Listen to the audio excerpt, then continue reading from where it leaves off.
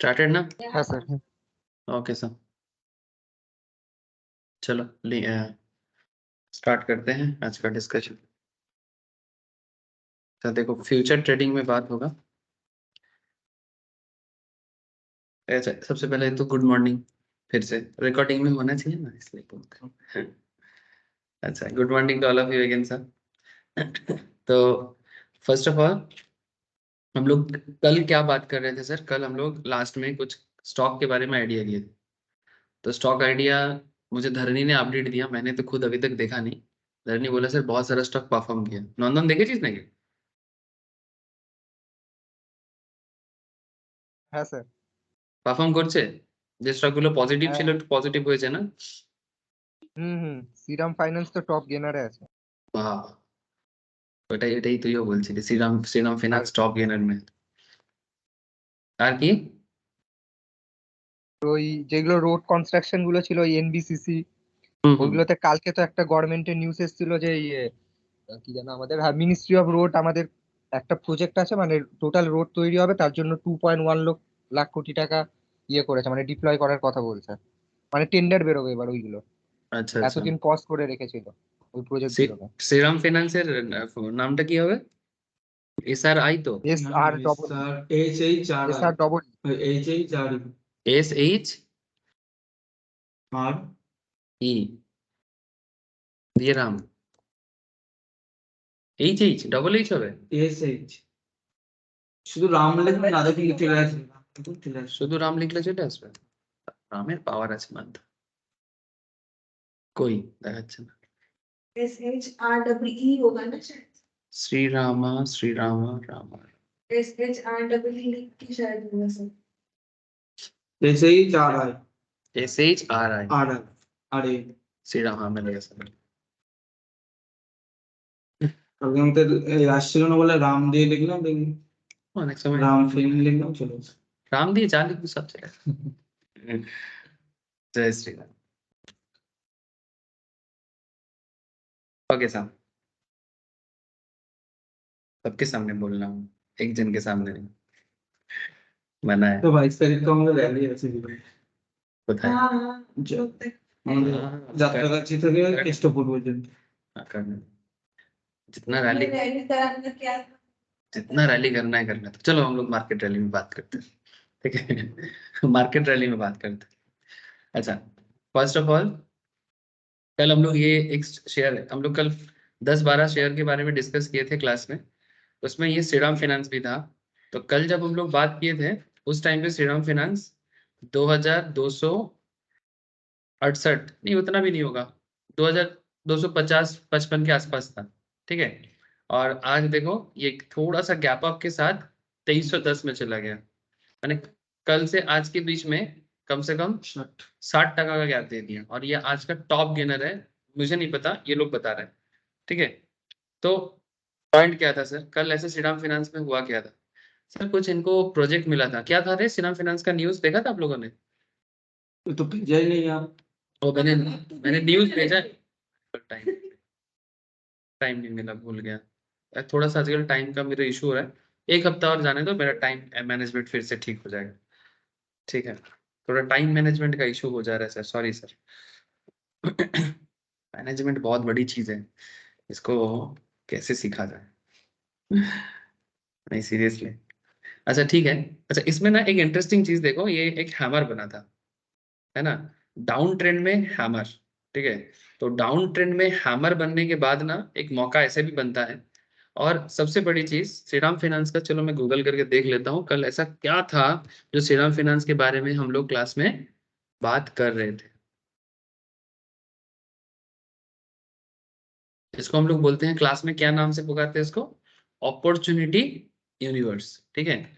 ऐसे मैं हर हफ्ता कोशिश करता हूँ 10, 12, 15 शेयर के बारे में बताना, उसमें वीकली ट्रेडिंग करने के लिए मैं बताता हूँ, ठीक है? तो एक हफ्ता 2 हफ्ता, किसी किसी केस में अगर मुझे बहुत स्ट्रॉन्ग फीलिंग्स आता है तो मैं बोलता हूँ कि आप इसको होल्ड भी कर सकते हो। लेकिन सर मेरा एक सिस्टम है, मैं जो बोलता हूँ ये कोई ऐसा नहीं है कि मैं आपको टिप्स दे रहा हूँ, फर्क होता है सर। मैं आप लोगों को सिखाता हूँ। तो मैं आपको सिखाते सिखाते कुछ स्टॉक के बारे में जब भी मुझे कुछ खबर मिलता है या जब भी मुझे कुछ एनालिसिस मिलता है, मैं उसको ट्रैक करता हूँ, फिर जाके उसके बारे में मैं आपको शेयर करता हूँ। आप इसको टिप्स की तरह मत लो। यहाँ पर दो चीजें, जैसे जो लोग, कुछ लोग होते हैं कि जो टिप्स देते हैं और उसके बदले कमीशन करके कमा के लोगों को बताते हैं। मैं थोड़ी ना ऐसा कुछ करता हूँ। ये अगर करता भी तो वो अलग टाइप में होता है, लेकिन आप लोगों के साथ में जो करता हूँ वो मैं आपको क्या करता हूँ, आपको मैं सिखाते सिखाते ये कोशिश करता हूँ कि आप लोग इस स्टॉक को ट्रैक करें, और जैसे जैसे आपका नॉलेज एनहांस होता जाएगा आप उसका पुष्टिकरण करें। पुष्टिकरण समझते हो? पुष्टिकरण माने आप जो सीख रहे हो उसके हिसाब से बात बन रही है कि नहीं।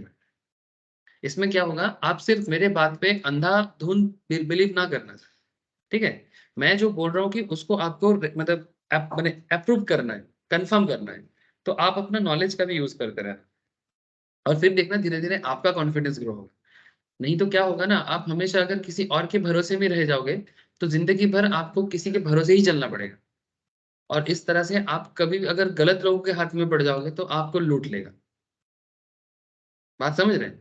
तो स्टॉक मार्केट सीखने का क्या है कि ताकि हमें किसी के ऊपर इतना भी ज्यादा डिपेंड ना होना पड़े कि वो हमें मौका मिलते ही काट दे, ठीक है? तो वो काट होने से पहले अपने आप को बचाना है।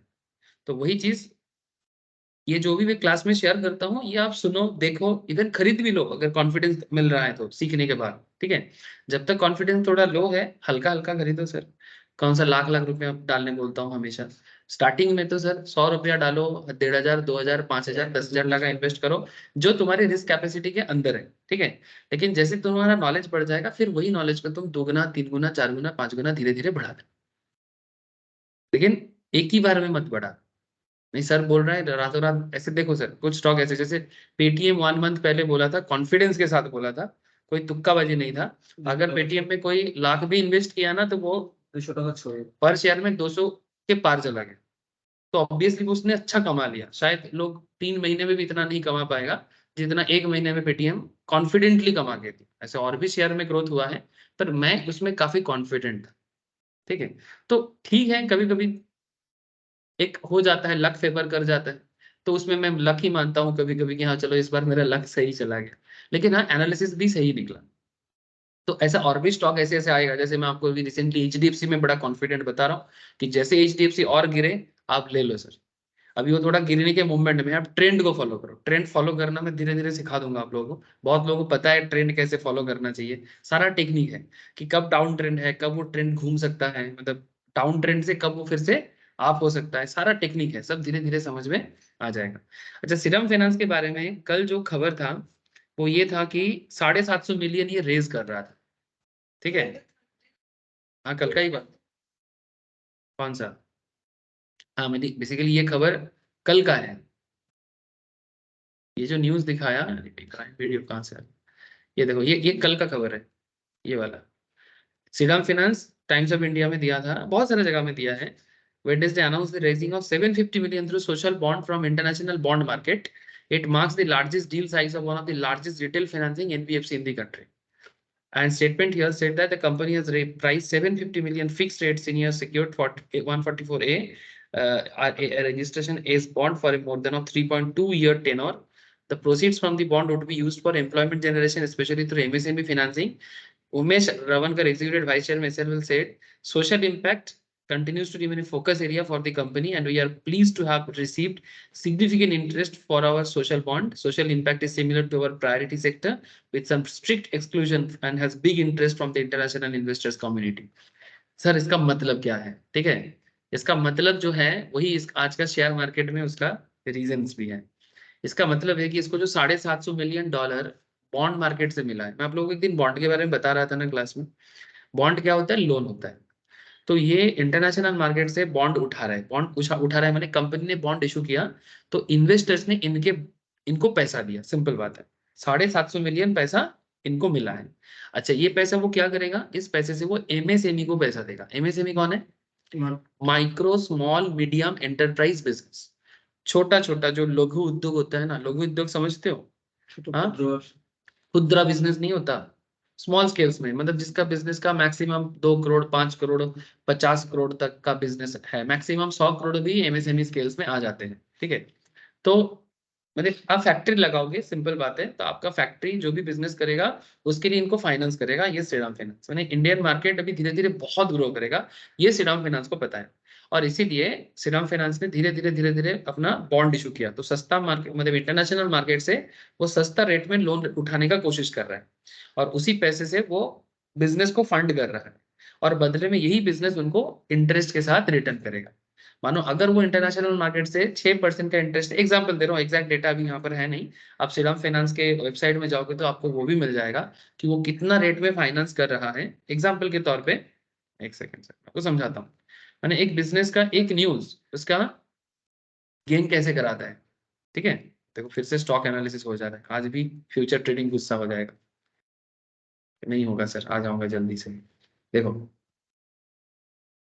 मानो कि अगर वो 750 मिलियन रेज कर रहा है ना, रेज कर रहा है माने मार्केट से उठा रहा है, ठीक है, इतना पैसा उनको चाहिए, $750 मिलियन, ठीक है, $750 मिलियन उनको चाहिए।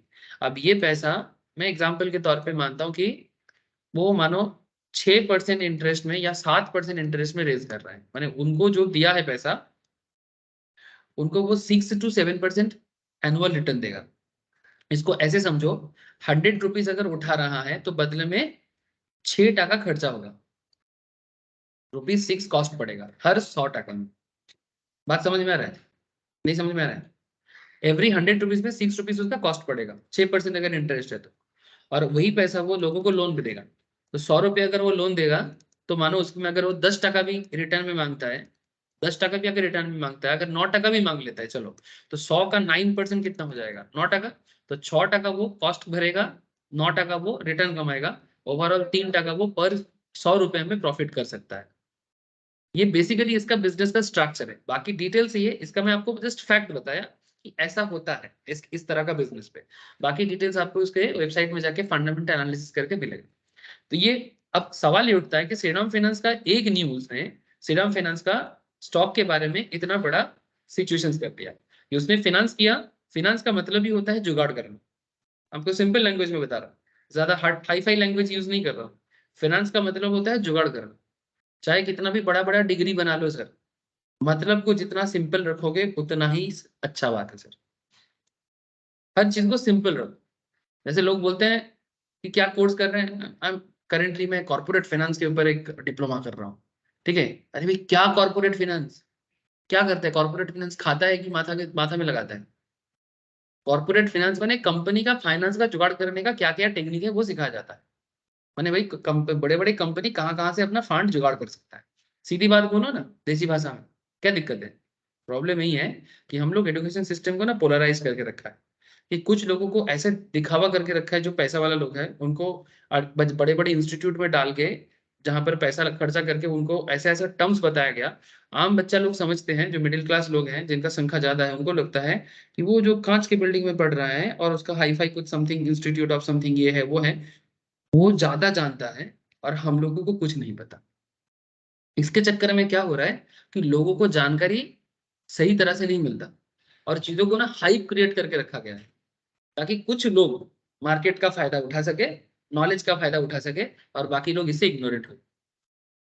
ये कॉन्स्पिरेशन है, कॉन्स्पिरेशन समझते हो, एक तरह का कॉन्स्पिरेसी है कि एक एक लोगों को बस समाज में लूटते रहो, और हम लोगों को कुछ पर्टिकुलर लोगों को ज्ञान मिलेगा तो वही से राज करेगा। लेकिन सिचुएशंस बदल रहा है सर, सिचुएशंस बदल रहा है, स्पेशली सोशल मीडिया आने के बाद तो और बदल रहा है। और उस सिचुएशंस के कारण क्या सुविधा हो रहा है सर, कि अब हर बच्चा नॉलेजेबल चीजें मिल रहा है और बेहतर परफॉर्म कर रहा है। आईआईएम से निकल के उतना अच्छा काम नहीं कर पा रहा है जो नॉर्मल स्कूल से निकल से भी कर रहा है।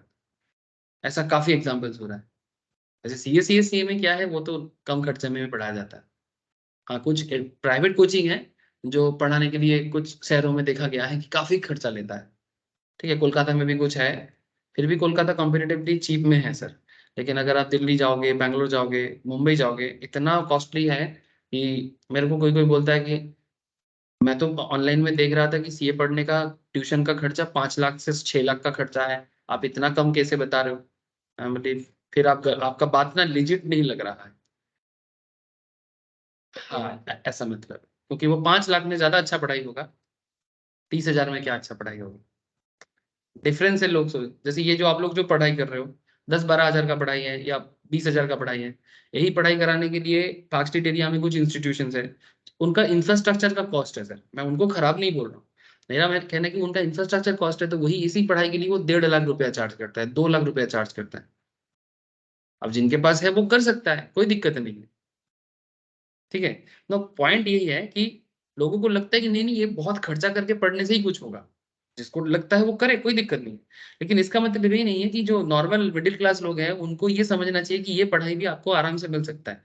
ऐसा नहीं कि अपोलो में जाने से ही आपका शरीर ठीक हो सकता है, आपके लोकल एरिया में बेहतर से बेहतर डॉक्टर है जो आपको इलाज करके आपका प्रॉब्लम को ठीक करा सकता है। सीरियसली सर, मैं देखा हूँ अपोलो में, देखे क्या था, कई बार फैमिली लोगों को ठीक नहीं हुआ, घर के बगल में एक होम्योपैथी डॉक्टर है, सारा प्रॉब्लम ठीक 200 टका फीस में। वही मैं बोल रहा हूँ कि आसपास में काफी क्वालिटी वाले चीजें होते हैं, पर लोगों का कॉन्सेप्ट है कि नहीं नहीं यहाँ पे लोग लिलियंस के डाले में तो भी जाके कुछ होगा, वहां पर एक दिन का 50,000 का बेड भाड़ा देंगे तो शायद ठीक होगा सब कुछ।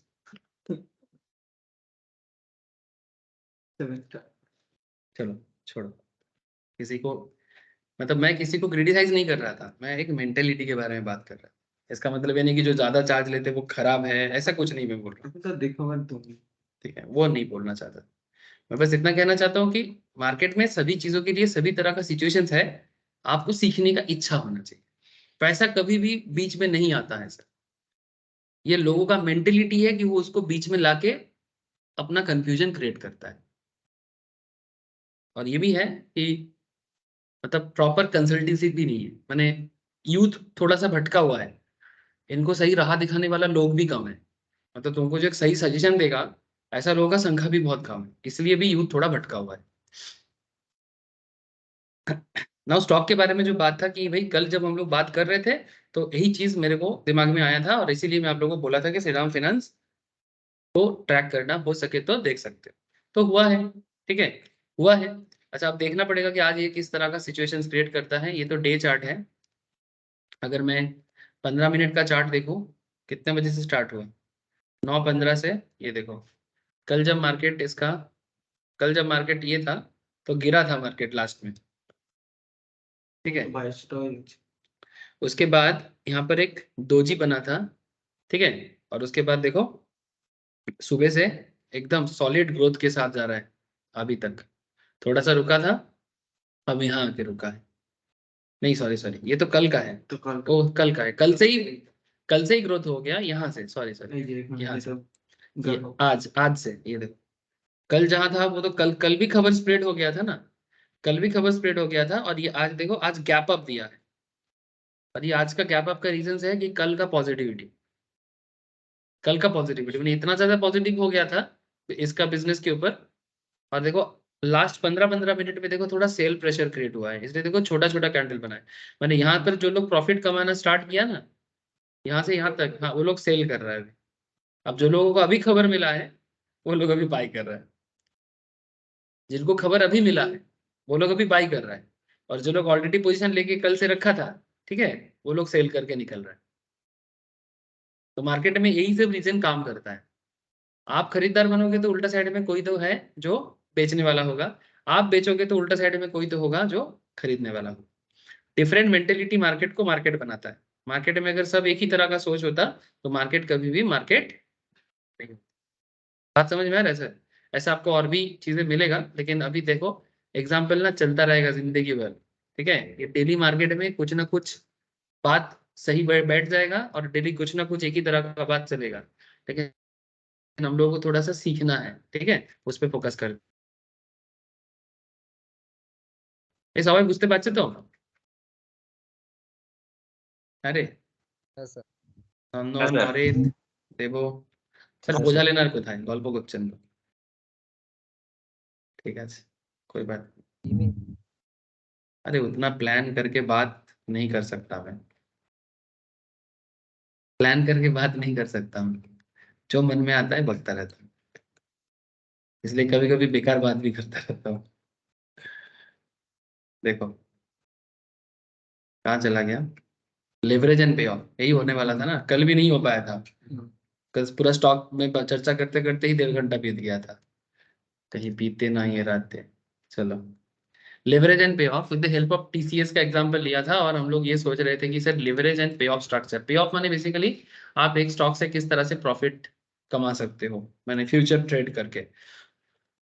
हाँ, क्वेश्चन ये है सर कि लिवरेज का पर्सपेक्टिव क्या है। Leverage is something use at some point or other in our lives. It is just that we don't think about it in the way it's supposed to be thought about. We miss think through the numbers and therefore never really appreciate the sense of leverage. मैं समझाता हूँ आपको कि ये leverage का concept हम लोग daily life में यूज करते हैं, ठीक है, बट हम लोग उसको इतना ज्यादा ध्यान नहीं देते। एक क्लासिक एग्जांपल्स है, जैसे मानो friend of mine is a real estate trader. एक एग्जांपल दिया है, बोलता है कि मेरा हमारा कोई दोस्त है जो रियल एस्टेट में ट्रेड करता है। किस में ट्रेड करता है? माने प्रॉपर्टी डीलर है भाई, ठीक है, प्रॉपर्टी खरीदता है बेचता है। जो किसी भी बड़े शहरों में आपको प्रॉपर्टी डीलर का लोग बहुत मिल जाएगा। माने जहां जहां न्यूली सिटी डेवलप हो रहा है या फिर टाउन डेवलपमेंट हो रहा है, वहां पर आपको प्रॉपर्टी डीलर मिल जाएगा। जैसे कोलकाता में तो भरा पड़ा है, ठीक है, स्पेशली न्यू टाउन साइड में, तुम लोग के साइड में तो सबसे ज्यादा है, ठीक है, क्योंकि न्यू टाउन जगतपुर तो धीरे धीरे न्यू टाउन में घुस जा रहा है। সর্বপ্রথম গৌরঙ্গনগরে हाँ, गौरंगनगर तो पूरा एकदम धीरे धीरे पूरा न्यू टाउन में घुस गया। পঞ্চায়েত এরিয়া প্রফিট বেশি। प्रॉफिट भी ज्यादा है। तो यहाँ पर एक बंदा है जो रियल एस्टेट ट्रेडर है, तो वो क्या करता है, अपार्टमेंट खरीदता है या फिर साइट खरीदता है। साइट माने जहां पर अभी बिल्डिंग बना नहीं है, প্লট प्लॉट बनेगा, ठीक है। जैसे वो अमिताभ बच्चन अयोध्या में प्लॉट खरीदा है, ठीक है, घर 15 करोड़ का प्लॉट खरीद लिया है। उनका ऐसे अमिताभ बच्चन का फाइनेंशियल थॉट प्रोसेस बहुत हाई लेवल में चलता है। ऐसा नहीं कि वो बहुत कमाते हैं बोल के, उनका स्टॉक मार्केट का भी नॉलेज बहुत अच्छा है। बहुत कमाए, हमारे में कमाया, जस्ट डायल में कमाया। अमिताभ बच्चन का पोर्टफोलियो बहुत स्ट्रांग है, मतलब वो फाइनेंस, वो स्टॉक मार्केट को पूरा समझता है। तुक्काबाजी नहीं है कि पैसा है लगा लेते हैं, ऐसे थोड़ी। उनका पूरा थॉट है, वो बहुत सारा समझते हैं, 3,500 तो खुद करते हैं। उनका चार्टर्ड अकाउंटेंट जो है वो तो है ही, उनको हेल्प करता है, लेकिन वो खुद बताते तो ये उसका एनालिसिस करके उनको बताते हैं हाँ सर ये सही रहेगा। इसलिए एक बार चर्चा में पूरा आया था कि अमिताभ बच्चन का पूरा पोर्टफोलियो मार्केट न्यूज में आया था कि अमिताभ सर के पास क्या क्या है। मतलब नॉर्मली क्या होता है ना, अमिताभ बच्चन के पास है तो नॉर्मल लोग भी सोचेंगे हम भी लेते हैं, ऐसा नहीं होता है सर। अमिताभ बच्चन के पास है, वो उनका थॉट पे लगाया, आप मार्केट में इतना कंपनी है, आप अपना करो ना। किसी को कॉपी करने जाते हैं तो फिर जैसे किशोर कुमार को कितना सिंगर कॉपी करने गया, तो हर कोई किशोर कुमार बन गया क्या? उसका बेटा भी उसके तरह गाने का कोशिश किया, अमित कुमार नहीं बन पाया, ठीक है। किसी कोई जानते ही नहीं अमित कुमार कौन है। कभी गूगल करोगे अमित कुमार किशोर कुमार का बेटा है, उसी के तरह गाते हैं, लेकिन चला नहीं सर। সিমিলারই ভয়েস, हाँ बोल, সিমিলার ভয়েস মানে एकदम শুনে सेम মানে वॉइस, যদি কেউ ফার্স্ট টাইম শুনে কেউ ডিফারেন্সিয়েট করতে পারবে না কিশোর বুঝতেই কুমারের পারবে গলায়। না, বুঝতেই पारबे ना, बुझते मतलब कोई समझ ही नहीं पाएगा कि मतलब अगर तुम कान में लगा किशोर कुमार का गाना तो लोग सुने हैं ना, तो गला पहचान लेता है, लेकिन साइड में अगर मानो कि चुपचाप अमित कुमार का गाना चला के सुनेगा ना, वो लगेगा किशोर कुमार का ही गला है, पूरा सेम डिट्टो। इसीलिए नहीं चला सर, চলে कैसे किसी को कॉपी करके चलना, मैंने देखो उस लेवल का एक वो उसका टैलेंट है, लेकिन वो उसका कॉन्सेप्ट क्या है, वो न्यू कुछ नहीं दे पाया। मार्केट हमेशा वो कॉपी कर लिया ना, कॉपी करने से नहीं होता है। जैसे कुमार शानू को कितना लोग कॉपी करने का कोशिश किया, कुछ अलग होना चाहिए। जब तक कुछ अलग नहीं कर पाओगे अपना जगह नहीं बना पाओगे। इसलिए किसी को कॉपी, किसी से सीखो उसमें दिक्कत नहीं है, बट किसी को डिट्टो कॉपी मत करने जाओ। वो हर एक इंसान अलग अलग टाइप के होते हैं। जैसे तुम्हारा चेहरा मेरा चेहरा सेम थोड़ी ना है, कुछ सिमिलरिटीज हो सकता है, लेकिन अगर मैं तुमको कॉपी करने जाऊंगा कि भाई ये जैसा करता है मैं वैसा करूंगा, तो मैं कहीं ना कहीं खुद को खो बैठूं, और यही चीज इंसान को बढ़ने नहीं देता। तुम अपना जगह बनाओ, अपना दुनिया बनाओ। चलो छोड़ो। तो यहाँ पर हम लोग फ्यूचर में लेवरेज पर्सपेक्टिव को समझते हैं सर। तो वो क्या करता है, नॉर्मली जो ट्रेडिंग करते हैं, माने क्या बोलते हैं उसको, रियल एस्टेट में ट्रेडिंग करते हैं, वो साइट को, बिल्डिंग को, अपार्टमेंट को खरीदते हैं, फिर उसको होल्ड करते हैं कुछ दिनों के लिए, और फिर सेल करके प्रॉफिट करते हैं कुछ कुछ सालों में, कुछ महीने में, ऐसा करते हैं ना। तो ही believe this is a better than trading. उनको लगता है कि काटने वाला है, चला गया। अरे वाह वाह, पढ़ना है यार तुमको स्टॉक मार्केट। पढ़ो पढ़ो, तुम लोग भी सीख जाओगे, प्रॉफिटेबल प्रॉफिटेबल मच्छर बन जाओगे। तो जो लोग स्टॉक, ये आपका रियल एस्टेट ट्रेडिंग करता है, इनको लगता है कि स्टॉक मार्केट ट्रेडिंग से बेहतर है, ठीक है। So I beg to differ, I could go and debating this, but maybe some other time. मैंने बेसिकली इसमें डिबेट हो सकता है कि स्टॉक मार्केट बेहतर है कि रियल एस्टेट ट्रेडिंग बेहतर है, ठीक है। काफी लोग हैं जो लोग रियल एस्टेट में काम करते हैं ना, उनको तुम स्टॉक मार्केट बोलो, वो बोलेगा नहीं नहीं यही ठीक है, हमें ये इस पे ज्यादा प्रॉफिट है, ठीक है, इसमें ज्यादा प्रॉफिट है, हमें जमीन जायदाद समझ में आता है, ठीक है। लेकिन वो इसका मतलब ये नहीं कि मार्केट बेकार चीज है। একটা ভালো আমাকে বলেছিল এই কথাটা বলার পরে, এর থেকে খারাপ বলেছিল আমাকে। अच्छा, বাজে ল্যাঙ্গুয়েজ है। না না, বলছে কি তাহলে চল তিনতাসই খেলি, একজন জিতবে একজন হারবে, তো ওর থেকে তিনতাসই খেলা ভালো, জুয়া খেলা ভালো। जुआ खेला ভালো, अच्छा। मैंने बेसिकली रियल एस्टेट से मार्केट समझ में नहीं आता है तो मार्केट को जुआ बना दिया, और रियल एस्टेट बेहतर है क्योंकि जगह जमीन का मैटर है, हर किसी को समझ में आता है, जगह जमीन हर किसी को समझ में आता है, हर बंदे को समझ में आता है ना सर। प्रॉपर्टी तो है हर घर का किस्सा, कहानी घर घर की। हाँ ভাই सर, ভাইয়ের मध्य ঝগড়া। एक एक एक घर ऐसा दिखा दो तो उसका फोटो खींच के रखना जहां पर प्रॉपर्टी को लेके वाद विवाद नहीं है, ठीक है। चाहे कितना भी बाहर से प्यार मोहब्बत दिखता हो, बाहर से लगेगा कितना प्यारा फैमिली है, कुछ दिन उनके घर में अगर रहने का मौका मिले, थोड़ा देर तक रहो, फिर पता लग जाएगा। पर्सनली मत लेना, मैं सबका दिल का बात कर रहा हूँ, ठीक है। पर्सनली मत लेना, मैं सबका दिल का बात कर रहा हूँ। एक आध केस अगर अलग मिल जाए, फोटो खींच के रखना, और हो सके तो डेली धूप देना, माला पहनाना कि ऐसा फैमिली दिख जाए, ठीक है। आजकल सर बहुत मुश्किल है, तो प्रॉपर्टी नहीं समझता ऐसा फैमिली नहीं है, ठीक है। प्रॉपर्टी देखते देखते ना, माने इंसान बुढ़ा हो जाता है, उस प्रॉपर्टी का यूज नहीं कर पाते। मानो प्रॉपर्टी है, दादाजी ने बना के गया, चार भाई को दे के गया, ठीक है। अब चार भाई उसी प्रॉपर्टी को देखते देखते जी लेता है हमारा इतना प्रॉपर्टी करोड़ों का बिकेगा, करोड़ों का बिकेगा, बिकते बिकते उसका उम्र 60 हो गया, उसका बच्चे का उम्र 30-35 का हो गया, बेटी का शादी हो गया, अभी भी प्रॉपर्टी, पापा अभी तो बेच दो, और दाम आएगा, 1 करोड़ 2 करोड़ देगा बोला मेरे को, फिर उसका मरने का टाइम आ गया, ठीक है।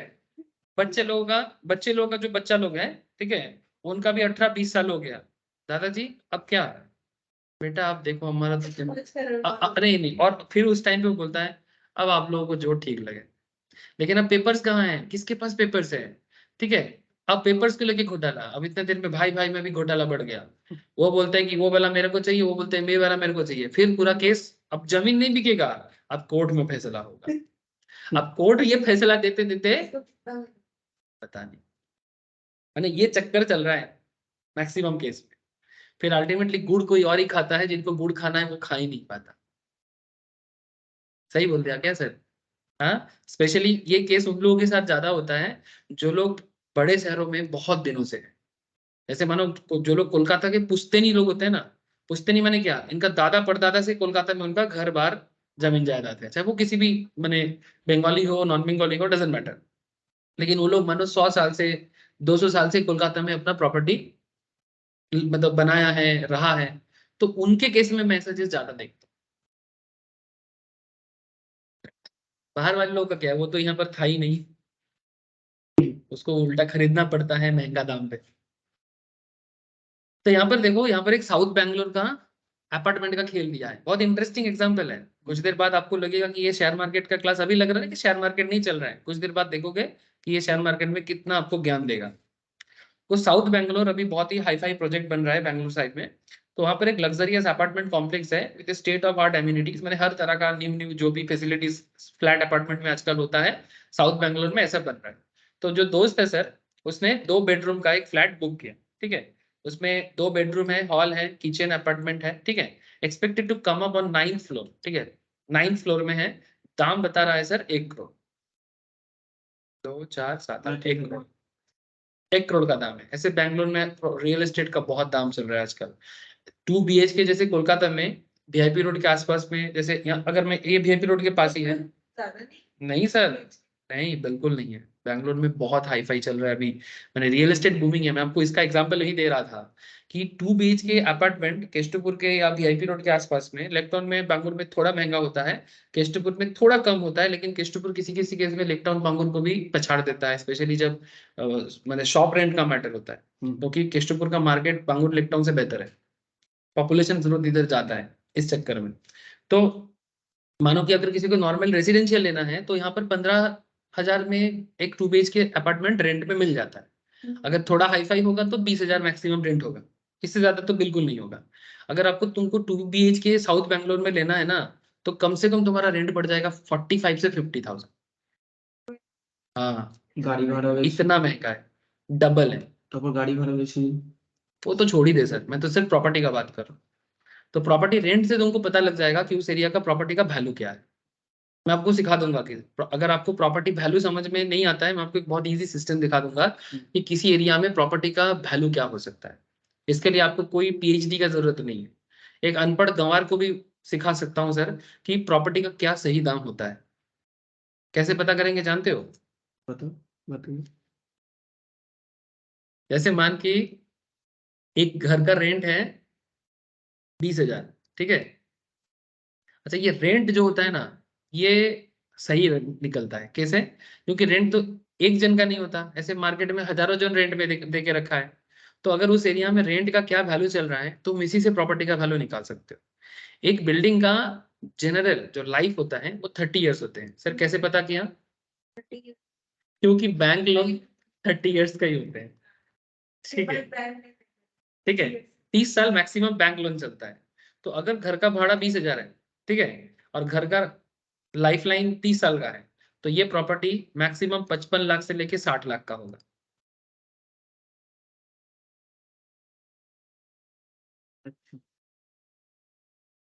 जिस एरिया में भी।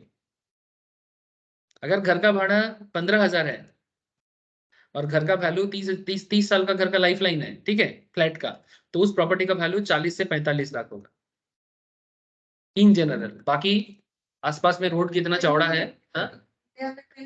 कहीं भी। तो फिर किसका था? हाँ, तो बैंगलोर में भाड़ा कितना है? 50,000। 50,000 का तुम 30 साल का कितना हिसाब होगा? 1.5 करोड़ होता है। सिंगुलर সিম্পল হিসাব করো না, এখান থেকে তো বেরিয়ে যাচ্ছে। 1 কোটি 20 লাখ। যদি ভাড়া 20,000 হয়, তাহলে 30 বছর যদি তার লাইফ হয়, তাহলে 30 ইন্টু 20 কর, 60 লাখ টাকা হয়। যদি ভাড়া 15,000 হয় আর যদি লাইফ 30 বছর হয়, তাহলে 15,000 ইন্টু 30 করলে কত হয়? 45 लाख হয়। मुंबई तो और महंगा है। मुंबई का अगर कोर एरिया है तो बहुत महंगा है, मैंने मेन मुंबई है। मेन मुंबई में तो 1 रूम किचन का दाम 1 करोड़ हो जाता है। 1 रूम किचन मुंबई में। चौल जो होते हैं ना, चौल मतलब जो जहां पर ना वो कॉमन बाथरूम होते हैं और टाली का छावनी में 2 तला 3 तला बिल्डिंग होते हैं, ठीक है।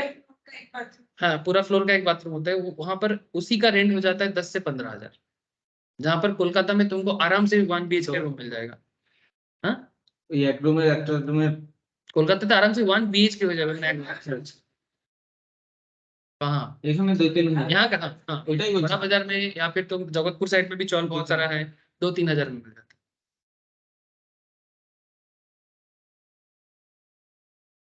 और मैं आपको कोई कहानी नहीं बता रहा हूँ, ये सब मेरा सर्वे किया हुआ है। मैं बॉम्बे गया भी हूँ और बॉम्बे का बस्ती में मैं घूमा हूँ। স্যার কলকাতায় সুবিধা বেশি না মুম্বাইতে? সুবিধে ওইভাবে বলা যায় না, তবে মুম্বাইতে সার্ভাইভালের জন্য অনেক রোজগার করতে হয়। ওখানে রোজগারও বেশি, তবে রোজগারের সাথে সাথে ওদের ফেসিলিটিস বেশি। মানে শহর খুব সুন্দর, আমাদের এখানে যেমন ফেসিলিটিস কম, কিন্তু এখানে সার্ভাইভাল ইজি। মানে একই রোজগার করে কলকাতাতে বেটার লাইফ পাবি বম্বের তুলনায়। যদি কারো এখন মানে নাইট লাইফের ব্যাপার থাকে সেটা আলাদা। ऐसा होता है ना कि मेरे को नाइट लाइफ चाहिए, एंजॉयमेंट चाहिए, हाँ, वो वाला चीज आपको मुंबई में ऑब्वियसली ज्यादा मिलेगा, कोलकाता में उस तरह का नहीं मिलेगा। लेकिन अगर आपको नॉर्मल एक day to day survival life चाहिए, और अगर मानो एक टैक्सी ड्राइवर हो आप, अब मुंबई में टैक्सी चला के जो कमाओगे ऑब्वियसली ज्यादा कमाओगे, लेकिन तुमको वो क्वालिटी नहीं मिलेगा। लेकिन सेम टैक्सी यहाँ पर चला के तुम बेहतर क्वालिटी का लाइफ जी सकते हो। माने मिडिल क्लास या लोअर मिडिल क्लास के लिए अगर क्वालिटी ऑफ लाइफ का बात हो तो कोलकाता काफी बेहतर है कंपेयर टू मुंबई। लेकिन अगर रिच क्लास है, मानो वो अच्छा कमाता है, तो फिर उसको बेटर लाइफ मुंबई में मिलेगा कंपेयर टू कोलकाता। तो ये अलग अलग लोगों के लिए अलग अलग वर्जन निकल के आ जाएगा। लेकिन मैं आपको एक सिंपल तरीका बताया, घर का भाड़ा से आप प्रॉपर्टी का वैल्यू निकाल सकते हैं। समझ में आया सर? अब बाकी और भी चीजें डिपेंड करते हैं कि आसपास में हॉस्पिटल्स कितना है, स्कूल्स कितना है, आपके घर के सामने रास्ता कितना चौड़ा है। जैसे ये जो रास्ता का चौड़ा है, ये जो मेरा बिल्डिंग का जो है, ये बहुत ही चौड़ा है हिसाब से, ठीक है। तो अगर रास्ता चौड़ा होगा तो ऑटोमेटिकली घर का भाड़ा माने वैल्यूएशन बढ़ जाता है, क्योंकि यहाँ पर ट्रक घुस जाएगा आराम से। बड़ा बड़ा कोई भी गाड़ी, दो गाड़ी आराम से घुस जाता है। तो अगर बड़े शहरों में अगर तुमको घर के सामने चौड़ा रास्ता मिलता है ना, इसका मतलब उसका वैल्यूएशन कम और भी 4-5 लाख बढ़ जाएगा। और जहां पर रास्ता मानो छोटा सा गली हो गया, बड़ा गाड़ी नहीं घुस सकता, तो 5 लाख रुपया 7 लाख टका में वो गिर जाता है। ये सब सिंपल चीजें हैं। आप लोग कहीं पर भी जाओगे प्रॉपर्टी का वैल्यू, बस लोकल भाड़ा कितना चल रहा है पता कर लो। रेसिडेंशियल भाड़ा, कॉमर्शियल इंटू 30, कॉमन सेंस है ये। और भी तरीका है, मैं आपको एक कॉमन सेंस दिया। और फिर हिसाब मिलता है तो मेरे को आके बताना। हिसाब अगर मिल जाएगा तो मेरे को आके बताना कि सर आप सही बोला था। ठीक है, ये टेक्निक है, मैं आपको कोई ऐसे तुक्काबाजी नहीं सिखा रहा हूँ, टेक्निक है ये। अच्छा चलो सर, ये सब क्या है? हम लोग स्टॉक मार्केट पढ़ेंगे कि घर का बिल्डिंग का वैल्यूएशन सीखेंगे? अच्छा देखो, तो 1 करोड़ का बिल्डिंग था। The project is expected to be completed by May 2018। तो प्रोजेक्ट बना नहीं था, बनने वाला था। तो 2018 में ये प्रोजेक्ट कंप्लीट होने वाला था। ये उससे पहले का सिचुएशन है। Since the apartment was just notified and no work had started, the potential buyers are only required to pay 10% of the actual buy value. Point to be noted. जब project बनेगा नहीं, देखो सर यहाँ पर हम लोग फ्यूचरिज में ही जा रहे हैं। स्टॉक अभी तक बढ़ा नहीं है, बढ़ेगा। उस हालत में मैं क्या कर रहा हूँ, सिमिलरली बिल्डिंग अभी बना नहीं है, बनेगा। ठीक है, तो जब बिल्डिंग बना नहीं है, प्रोजेक्ट का प्रॉपर्टी वैल्यू 1 करोड़ तक दाम होगा। लेकिन जब स्टार्टिंग में क्या मैं पूरा पैसा दे दूंगा? बुकिंग वैल्यू समथिंग दूंगा, तो 10% मानो कि मैं पे किया। ठीक है, this is pretty much the norm when it comes to buying brand new apartments. हम लोग क्या करते हैं, अगर पूरा 1 करोड़ का वैल्यू है तो 10% देके बुक कर लेते हैं, बाकी पैसा जिस दिन हैंड ओवर होगा उस दिन देंगे, है ना। The remaining 90% was scheduled to be paid as the construction progress। जैसे जैसे प्रोग्रेशन बढ़ता रहेगा, वो जो रियल एस्टेट का बिल्डर है, प्रोमोटर है, वो एक कंडीशन से लेता है कि इतना बिल्डिंग रेडी होता है, फिर कुछ परसेंटेज मांगता है, फिर बिल्डिंग कुछ रेडी होता है, फिर कुछ परसेंटेज मांगता है, फिर जिस दिन तुमको घर का चाबी देगा और रजिस्ट्रेशन कंप्लीट होगा उस दिन बाकी पैसा मांग लेगा, फिर जाके प्रॉपर्टी का पोजीशन हैंड ओवर करता है। यही सिस्टम चलता है ना सर। आप लोगों को ज्यादा नॉलेज होगा, आजकल न्यू टाउन वगैरह में तो बहुत प्रॉपर्टी का कॉन्सेप्ट है, वहां पर बहुत चल रहा है ये सब बातें। Now concept is that sir, so back in, यहाँ पर जो घर बन रहा था 2013 में ये कहानी चालू हुआ था। उस टाइम पे initial cash outlay sir 1 crore का 10% कितना होता है? 10 लाख। सर एक चीज थोड़ा सा सोचो, हम लोग जब शेयर मार्केट में, फ्यूचर मार्केट में कल देख रहे थे, 8 लाख का कॉन्ट्रैक्ट, 8 लाख का कॉन्ट्रैक्ट वैल्यू, 1.5 लाख से आप ट्रेड ले रहे थे, याद है? हाँ, खेल उसी तरफ नहीं जा रहा है। 1 करोड़ का घर आप जमा कर रहे हो 10%, ऐसा वास्तव में होता है सर, है ना। तो 1 करोड़ का घर के लिए आप 10% जमा कर रहे हो, तो 10 लाख आपके पॉकेट से जा रहे हैं। ठीक है, तो फ्रेंड जो है सर वो क्या किया, प्रॉपर्टी बाय किया जिसका दाम है 1 crore. In fact the property was so hot, hot in the sense काफी प्राइम लोकेशंस में है, and all the 120 apartments were sold out like a hot cake just with in 2 months. ठीक है, ऐसा होता है, मैं एक एजम्पशन है। ठीक है, प्रेस्टीज बिल्डर, जो बिल्डर कंपनी का नाम है उसका नाम है Prestige builder. 2 months of Prestige builder announcing the brand new project, मैंने उस प्रोजेक्ट अनाउंस करने के 2 महीने के अंदर सारा बिक गया।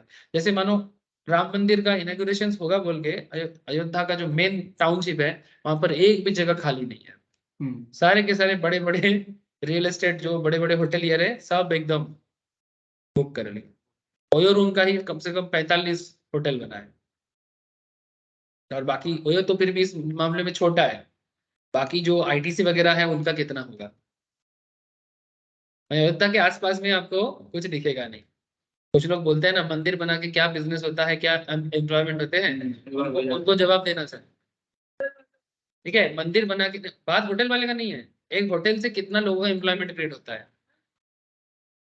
ठीक है, काफी लोग बोलते हैं कि मंदिर बना के, मैं नाम नहीं लेना चाहता, पॉलिटिकल आइडियोलॉजी है कुछ लोगों का, झगड़ा करते हैं टीवी में आके, यूथ को गुमराह करते हैं। मैं उनको सामने बिठा के कैलकुलेशन करके बैलेंस शीट पीएल फाइल करके दिखा दूंगा कि भाई मंदिर बना के कितना इनकम हुआ और एक इंडस्ट्री बना के कितना इनकम। लेकिन सर हर जगह में मंदिर बना के नहीं हो, ऐसा नहीं कि कहीं पर भी मंदिर बना दो हो जाएगा, ऐसा नहीं, ऐसा नहीं है। ये लोगों की आस्था का मैटर है, ठीक है। तो आस्था से जुड़ा हुआ चीज में अगर आप करोगे तो वो आपको 2 गुना 4 गुना 10 गुना बढ़ा देगा। लेकिन ऐसा नहीं कि कहीं पर भी मंदिर बना दो, ठीक है, और वो वहां से बहुत इनकम हो जाएगा, ऐसा नहीं है, ठीक है। लेकिन बात इनकम का नहीं है, बात है कि एक सुंदर सिस्टम का, ठीक है। जो भी हो, अभी मैं क्योंकि मैं कॉमर्शियल पैरालेंस में बात कर रहा हूँ, मंदिर सिर्फ प्रॉफिट के लिए नहीं होता है सर, मंदिर से ऊर्जा का मैटर होता है, एनर्जी का मैटर होता है, वो अलग मुद्दा है, उसमें मैं पढ़ना नहीं चाहता। मंदिर जाएगा ना तो हॉस्पिटल कम जाना पड़ता है। जो इंसान डेली सुबह उठता है, सूरज को अर्घ देता है, और मैंने सूरज को देखता है सुबह उठ के, उगती सूरज को, और मंदिर में जाके घंटी बजाता है, थोड़ा देर तक वहां पर ध्यान लगा के बैठते हैं, उस इंसान का ब्लड प्रेशर, शुगर, ये सब आएगा ही नहीं, आएगा ही नहीं, लिख के रख सकते हो आप।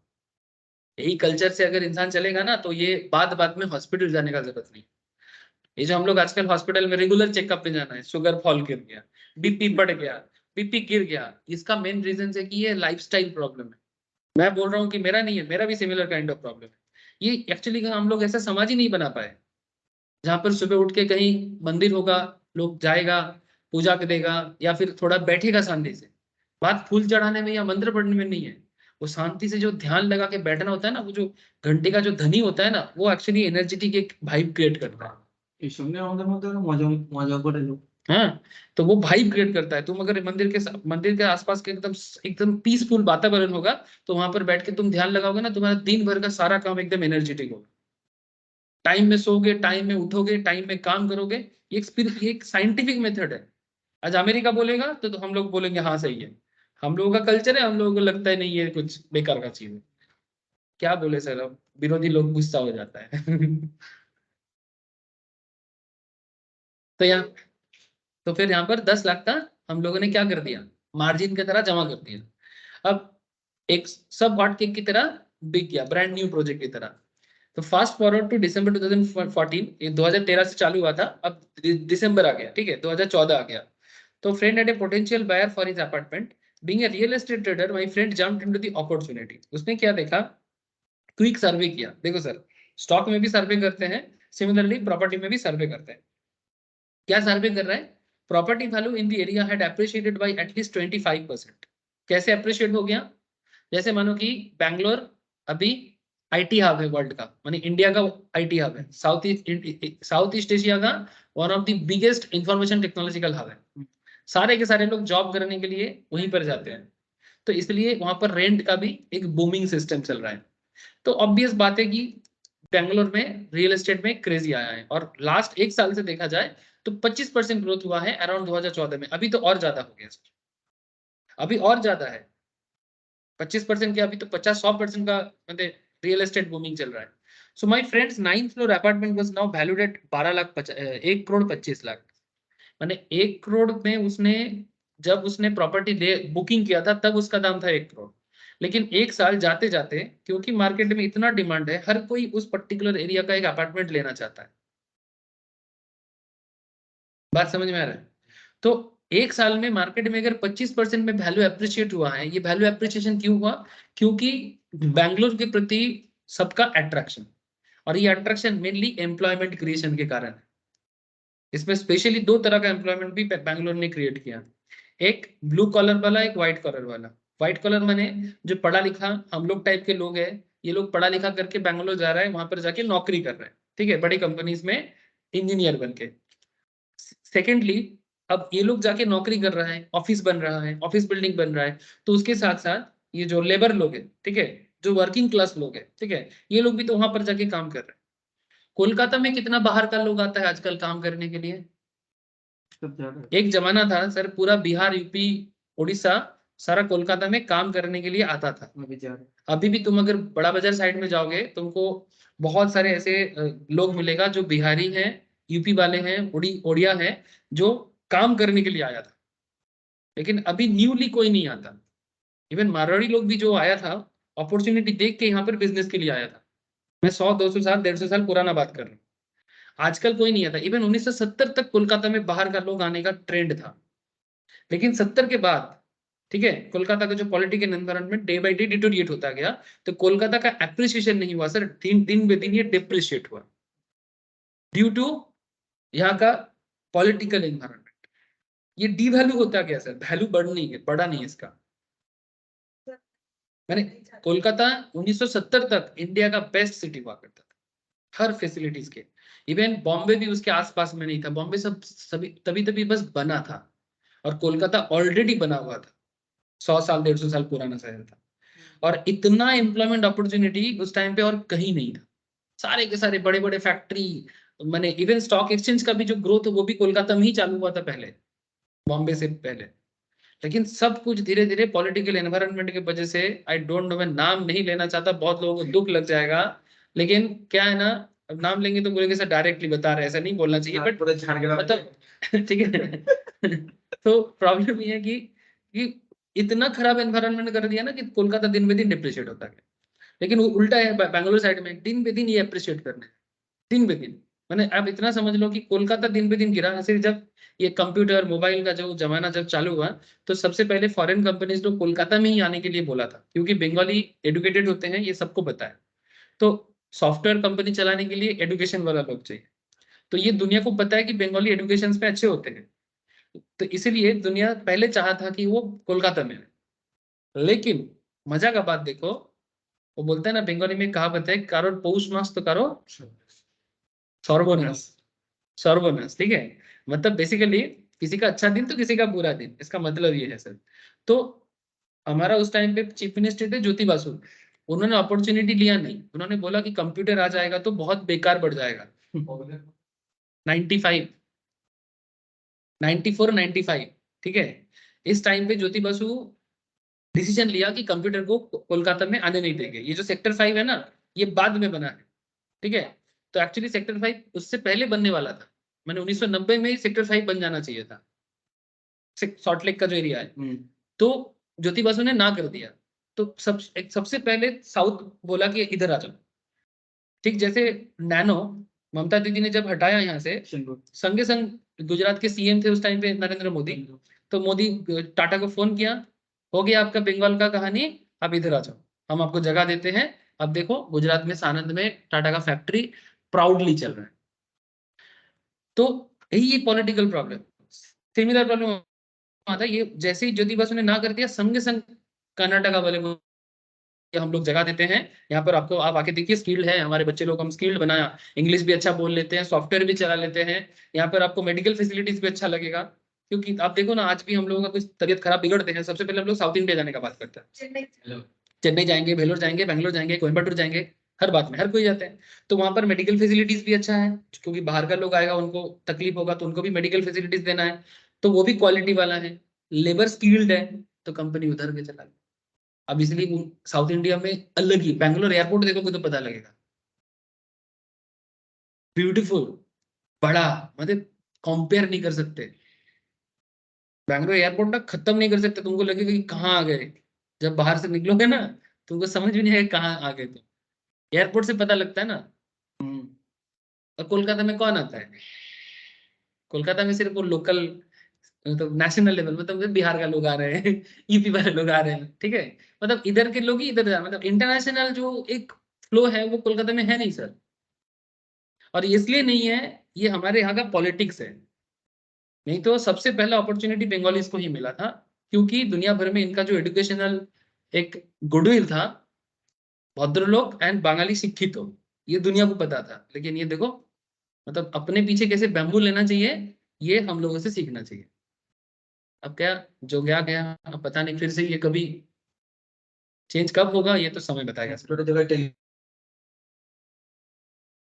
थोड़ी जगह टेलीफोन है ना। ठीक है, जो भी हो, मैं आपको फैक्ट बताया, सब कुछ आप लोगों के पास प्रूफ होगा, आप गूगल जाओ चेक करो, आपको पता लगेगा। मैंने क्यों मैं ये चीज बताया कि किस तरह से एक जगह का वैल्यू बढ़ा है और एक जगह का वैल्यू गिरा है। कोलकाता का overall population day by day गिरा है, मेरे पास डेटा है, मैं आपको दिखा सकता हूँ। बैंगलोर का पॉपुलेशन जितना कोलकाता में गिरा है, बैंगलोर का पॉपुलेशन उल्टा ही उतना बढ़ा है। यही तो इसीलिए मैंने लेबर से लेके, ये जो ट्रेन का एक्सीडेंट हुआ कुछ दिन पहले उड़ीसा में, उसमें सबसे ज्यादा लोग लेबर लोग थे, बालासोर। और सब बंगाल के लेबर थे, मुर्शिदाबाद, मालदा, सब लेबर लोग थे जो सब साउथ में काम करने गए थे। जो भी हो, पॉइंट ये भी ये है सर कि 1 करोड़ का फ्लैट अभी 25% में अप्रिशिएट क्यों हुआ, उसका रीजन मैं आपको दिया। मतलब आपको लग रहा होगा कि 25% में मन में बढ़ा दिया, नहीं, ऐसा रियल में होता है। मतलब हाँ, डेवलप हुआ है, तभी आसपास का सिचुएशन डेवलप हुआ है, तो डेवलपमेंट के कारण ये वैल्यू बढ़ा है, और ऐसा हर जगह में होता है, ये कोई मन गढ़ंत कहानी नहीं है। आप ही बोलो ना, उस दिन एक एजेड लोग स्टॉक मार्केट पढ़ने के लिए मेरे साथ बात करने आया था, ठीक है, बागुआटी में रहते हैं, शर्मा जी बोल के, तो उन्होंने मेरे को आके बताया, काफी ओल्ड एज है, 60+ एज होंगे उनका, तो वो मुझे बता रहे थे कि जिस एरिया में अभी, इस एरिया में वो पहले आना जाना करता था, तो बोलता था उस टाइम पे उनको ये जमीन मिला था 80,000 में, इस एरिया में 1 कट्ठा जमीन। अभी इसी एरिया में 1 कट्ठा जमीन का दाम है 40 से 50 लाख के आसपास। ठीक है, तो अफसोस कर रहा था।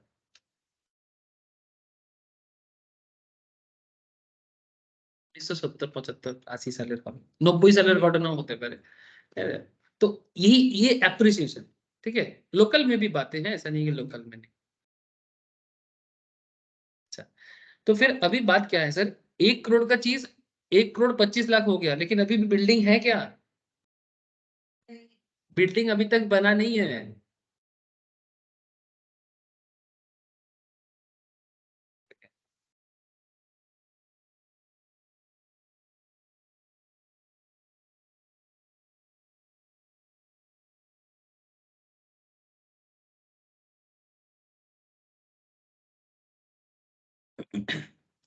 देखो सर, ये वैल्यूएशन चेंज हो गया ना, 1 करोड़ का चीज 1 करोड़ 25 लाख हो गया, लेकिन ना तो अभी तक बिल्डिंग बना है, अभी तक बिल्डिंग बना ही नहीं है, जस्ट मार्केट वैल्यू चेंज हो रहा है। बात समझेगी नहीं, क्योंकि फैसिलिटीज चेंज हो रहा है। जैसे अगर कल ही पता लग गया ना कि यहाँ पर मेट्रो बनेगा, इसी एरिया का फ्लैट का दाम जो था वो बढ़ जाएगा, ये सर नो, ठीक है। अब पॉइंट देखो, खेल देखो, अब इतना देर से आप कहानी सुन रहे थे, अब आपको मैं मैथ दिखाता हूँ। এই সবাই বুঝতে পারছে? একটু গল্প করে করেই বলছি, বুঝতে পারছে কিনা সেটা বলো। আরে হ্যাঁ या ना? বয়ে যাচ্ছে। ओके सर, देखो, initial value of apartment 1 crore, जब स्टार्ट हुआ था मार्केट में दाम लगा गया था 1 करोड़ का। फिर डेट ऑफ परचेज किया था 2013 का नवंबर महीना था, एज पर अवर एग्जांपल। इनिशियल कैश आउटले कितना किया था 1 करोड़ का प्रॉपर्टी के लिए? 10%, तो मेरे पॉकेट से कितना गया था, मेरे दोस्त के पॉकेट से 10 lakh. Balance payment to builder कितना बाकी था? 90 लाख। एप्रिसिएशन वैल्यू कितना है? 25%। वैल्यू ऑफ अपार्टमेंट दिसंबर 2014 में कितना हो गया? 1 crore 25 lakh. New buyer agree to pay the balance payment. अब पॉइंट देखो सर, अब मैंने बुक कर लिया था, अब जो न्यू बायर आ गया वो मेरा 90 लाख पे करने के लिए रेडी है, जो मेरे से खरीदेगा, ठीक है। तो new buyer agrees to pay the balance payment 90 lakh to the builder, ठीक है। My friend gets paid 1.25 crore minus 90 lakh equals to 35 lakh. कैसे हुआ? मैंने एक्चुअली मार्केट में जो प्रॉपर्टी का दाम आ गया है सर, वो तो 1 करोड़ 25 लाख है। अब मैंने इसको 1 करोड़ में बुक किया था, मार्केट में वैल्यू बढ़ गया, अब मेरे को कितना देना है? 90 लाख, ठीक है। तो ये 90 लाख मैं किससे ले लूंगा? जो मेरे से खरीदेगा। अब मैं क्या बोलूंगा कि तुम एक काम करो, मेरे को ना दो, तुम डायरेक्टली बिल्डर को 90 लाख दे दो, एक ही बात है ना। तो जो न्यू बायर है वो 90 लाख भी देगा, प्लस एक्स्ट्रा जो वैल्यूएशन बढ़ा है 35 लाख, वो भी तो पे करेगा। लेकिन ये किसको पे करेगा? ये मेरे को पे करेगा ना, क्योंकि बिल्डर से मेरा डील हुआ था 1 करोड़ का, मार्केट में वैल्यू बढ़ गया 1 करोड़ 25 लाख का, तो ये जो एक्स्ट्रा 35 लाख है वो मेरे को पे कर देगा, क्योंकि प्रॉपर्टी का वैल्यू 1 करोड़ 25 लाख हो गया। तो 90 लाख का पेमेंट मैं उन्हीं से लूंगा, ठीक है, और फिर मैं बिल्डर को पे करूंगा, और जो एक्स्ट्रा पेमेंट है वो मैं खुद रख लूंगा। 10 लाख 25 तो लाख, बेसिकली मैंने इन्वेस्ट कितना किया था? 10 लाख। 10 लाख। मेरा प्रॉफिट कितना हुआ? 35 लाख। तो ये एक्स्ट्रा मेरा इनकम है, तो इसमें मेरा प्रॉफिट परसेंटेज कितना हो गया? 250%। अब पॉइंट ये है सर, 1 करोड़ का बिल्डिंग खरीदने के लिए क्या मुझे 1 करोड़ इन्वेस्ट करना पड़ा था? 10 लाख। बात समझे कि नहीं? फ्यूचर 25 लाख मेरा प्रॉफिट है, लेकिन क्या इस पूरा केस में मेरे को कहीं पर भी पॉकेट से 1 करोड़ लगाना पड़ा? नहीं। इसे कहते हैं बिजनेस। नॉर्मल लोगों को क्या लगता है, 1 कोटी টাকা দাম, 1 কোটি টাকা কোথায় পাবো, ऐसे ही सोचेगा ना। 1 কোটি টাকায় কিনবো, তারপর 1,25,00,000 বেচবো, ও 1 কোটি नहीं है हमारे কাছে। आम आदमी ऐसे ही ना सोचेगा। लेकिन बिजनेस इस तरह से थोड़ी होता है, बिजनेस पार्ट बाय पार्ट होता है। तो इसलिए जो जितना पहले का सोच सकता है वही डीलिंग करके अपना फायदा कमा सकते हैं। बोलता है कि make money from money. Concept is what, पैसे से ही पैसा बनाया जाता है। कोई माँ के कोख से करोड़ों रुपया लेके नहीं जन्म लेता सर, ये बात समझना पड़ेगा। धीरूभाई अंबानी आज इतना बड़ा अंबानी एम्पायर माने एम्पायर बनाया है, तो क्या वो धीरूभाई अंबानी एक स्कूल टीचर का बेटा था, एक प्राइमरी स्कूल टीचर का बेटा जिसका 50 টাকা भी तनख्वाह नहीं था, उसका पापा का 20 টাকা तनख्वाह था उस जमाने में। उसका बेटा होके फिर वो इतना बड़ा एम्पायर कैसे खड़ा कर दिया? सोचने वाला बात है। क्या किसी किसी का बैंक को लूटा था? ऐसा तो कुछ भी नहीं है। उसने पैसे से ही पैसा बनाया। ये जो आजकल देखना कुछ लोग ना बिजनेसमैन से चिढ़ते हैं, हाँ अदानी सब ले रहा है, मोदी सब बेच दे रहा है। अरे भाई मोदी अगर सब अदानी अंबानी को बेच दिया तो फिर हम लोग कहाँ चलेंगे? ऐसा कुछ भी नहीं है। वो बिजनेस को बचाने के लिए मोदी उनको प्रोजेक्ट देते हैं, वो प्रोजेक्ट करते हैं, गवर्नमेंट को टैक्स भरता है, कुछ भी बेचता उचता नहीं है। उल्टा बिजनेस को डेवलप कर, जैसे मानो रेलवेज में जो मालगाड़ी होता है ना, मालगाड़ी देखे हो कभी, ट्रेन का मालगाड़ी, तो काफी सारा मालगाड़ी ना अदानी प्राइवेटली चलाते हैं आजकल। क्योंकि नॉर्मल जो रेल का मालगाड़ी है उसमें क्या होता है कि मालगाड़ी मेंटेन नहीं हो पाता, मालगाड़ी का जो क्या बोलते हैं उसको सर्विसिंग है वो सब नहीं होता। तो अदानी बोल रहे ठीक है, मेरा ब्रांड वैल्यू है, मैं हर एक मालगाड़ी का कंटेनर को मेरा ब्रांडिंग से ये कर दूंगा। तो ये ब्रांडिंग के लिए रेलवे को उनको फीस देना पड़ता है, तो फिर वो सारे के सारे जो कंटेनर है उसमें अदानी का ब्रांड लगा रहा है, और उसका जो भी मेंटेनेंस कॉस्ट है रेल को वहां से मिल जाता है। ठीक है, तो इसमें मालगाड़ी का डेवलपमेंट हो रहा है। इंडिया का जो लॉजिस्टिक है, जो ट्रांसपोर्टेशन जो रेल के थ्रू से सबसे ज्यादा होता है, वो डेवलपमेंट हो रहा है। तो इसका मतलब क्या है कि अदानी को बेच दिया। ওই যে এলআইসি নিয়ে বিশাল খবর উঠলো একটুখানি মার্কেটে ছেড়েছে। ठीक है, तो ये एंटी बिजनेस मेंटेलिटी होता है। आपको मिक्स करना पड़ेगा चीजों को, ऐसा थोड़ी होता है। তো সরকারি অফিসাররা তো কাজে ठीक লাগছে है, না। इसका मतलब ये नहीं कि बेच दिया, कुछ भी नहीं बेचा सर। अगर सरकारी सब कुछ ठीक ठाक होके होता, अगर सरकारी लोग बिजनेस समझता, तो फिर शायद किसी अदानी अंबानी का भरोसा नहीं करना होता। अगर गवर्नमेंट एम्प्लॉइज को बिजनेस उसके खोपड़ी में घुसता तो फिर ये नौबत ना आता। I am not against the government employ, लेकिन मेरा कहने का मतलब है गवर्नमेंट एम्प्लॉइज के अंदर बिजनेस मेंटेलिटी कहाँ है? एक ऑर्गेनाइजेशन तो चैरिटी में नहीं चल सकता, अगर चैरिटेबल ऑर्गेनाइजेशन से वो चैरिटी में चलेगा, लेकिन अगर बिजनेस ऑर्गेनाइजेशन से तो प्रॉफिट में चलेगा। भाई 4 टका कमा पाओगे एक्स्ट्रा तो ना जाके तुम किसी 2 टका किसी को रख पाओगे। लेकिन तुम बोलोगे कि नहीं मेरा गवर्नमेंट का ऑफिस है, मैं यहाँ पर सैलरी में काम करता हूँ, इसका बिजनेस चले ना चले हमें कोई लेना देना नहीं है, मंथ के एंड में मैं तो सैलरी लेके जाता हूँ, मेरा बीबी बच्चे को खाना खिलाता हूँ, साल में 2 बार घूमने जाता हूँ, मेरा तो काम खत्म, बिजनेस जाए भाड़ में। 20 साल 30 साल बाद देखता है कि बैंक का बिजनेस का बैलेंस शीट पूरा लाल हो गया, लाइबिलिटी बढ़ रहा है, एसेट गिर रहा है, इनकम जीरो लेवल में, गलत लोगों को लोन देके बिजनेस को और खराब करके रखा है। इस तरह से थोड़ी बिजनेस होता है। प्राइवेट लोगों का क्या है ना, मेहनत से कमाते हैं, फिर उस पैसे को मेहनत से लोगों को देते हैं, तो उनको ना चिंता होता है क्योंकि उसका मेहनत का पैसा है। सरकारी लोगों में प्रॉब्लम क्या रहे, उनको तो मेहनत करके कमाना नहीं पड़ रहा है ना, उनका तो सैलरी है, वो तो बस अपना ड्यूटी निभा रहा है, इसलिए उसको इमोशंस नहीं है। प्राइवेट लोगों के उसको इमोशंस है कि मेहनत करके कमाया, एक टाइम पे रोटी नहीं मिलता था, मेहनत करके आज रोटी कपड़ा भी खुद का भी बनाया, 10 लोगों का भी रोटी कपड़ा का बंदोबस्त किया, उसको इमोशंस है, उसको पता है कि अगर ये खराब हो जाएगा तो फिर मैं डूब जाऊंगा, इस चक्कर में वो कभी उसको खराब होने नहीं देगा। उल्टा उसके अंदर और डिजायर है, वो और बड़ा होना चाहता है, और बड़ा होना चाहता है, उसके चक्कर में उसका हर चीज का वो देखभाल करता है। अगर ये मेंटेलिटी गवर्नमेंट लोगों के अंदर भी आ जाए तो कोई दिक्कत नहीं है, सारा सरकारी रहे, पब्लिक के लिए अच्छा है, सस्ता पड़ेगा हर चीज। प्राइवेट हो जाएगा तो महंगा हो जाएगा ना सर। प्राइवेट कोई जानबूझ के नहीं करता है। अब तुम बोलो, अब क्या गवर्नमेंट एडमिनिस्ट्रेशन छोड़ के क्या बिजनेस करने आएगा? अब क्या मोदी को बोलेंगे आप ही देख लो बिजनेस को? वो जब देख रहे हैं कि गवर्नमेंट लोग नहीं कर पा रहे हैं तो प्राइवेट भी देगा मैनेज करने के लिए, और क्या करेगा। और इतना दिन तो सरकार इसी तरह से चला रहा था, क्या चलाया तो दिख रहा है ना। सरकारी दफ्तर का हालत देख के ही पता लगता है, स्टेट बैंक ऑफ इंडिया में जाने से पता लगता है ना। बिजनेस के टाइम पे उनका जब भी जाओ, अभी टिफिन चल रहा है, उसके बाद जाओ अभी लंच चल रहा है, आज स्टाफ नहीं है ना, काम नहीं करेगा, टिफिन करेगा जैसे वो मतलब क्या मतलब ससुराल में कोई जमाई खातिर कर रहा है उसको, ऐसे टिफिन करने बैठेगा, कैश पे कैश काउंटर में बैठ के बैठे केला खाएगा। खाओ भाई, खाने के टाइम पे खाओ, लेकिन इतना लोग जो खड़े हुए हैं उनका भी देखो, खाएगा क्यों नहीं? इंसान रोज का काम है, खाएगा। 15 मिनट 20 मिनट आधा घंटा टाइम लो, एक लंच आवर होता तो है। आधा घंटे में तो हो ही जाएगा। आधा घंटा में तो हो जाएगा।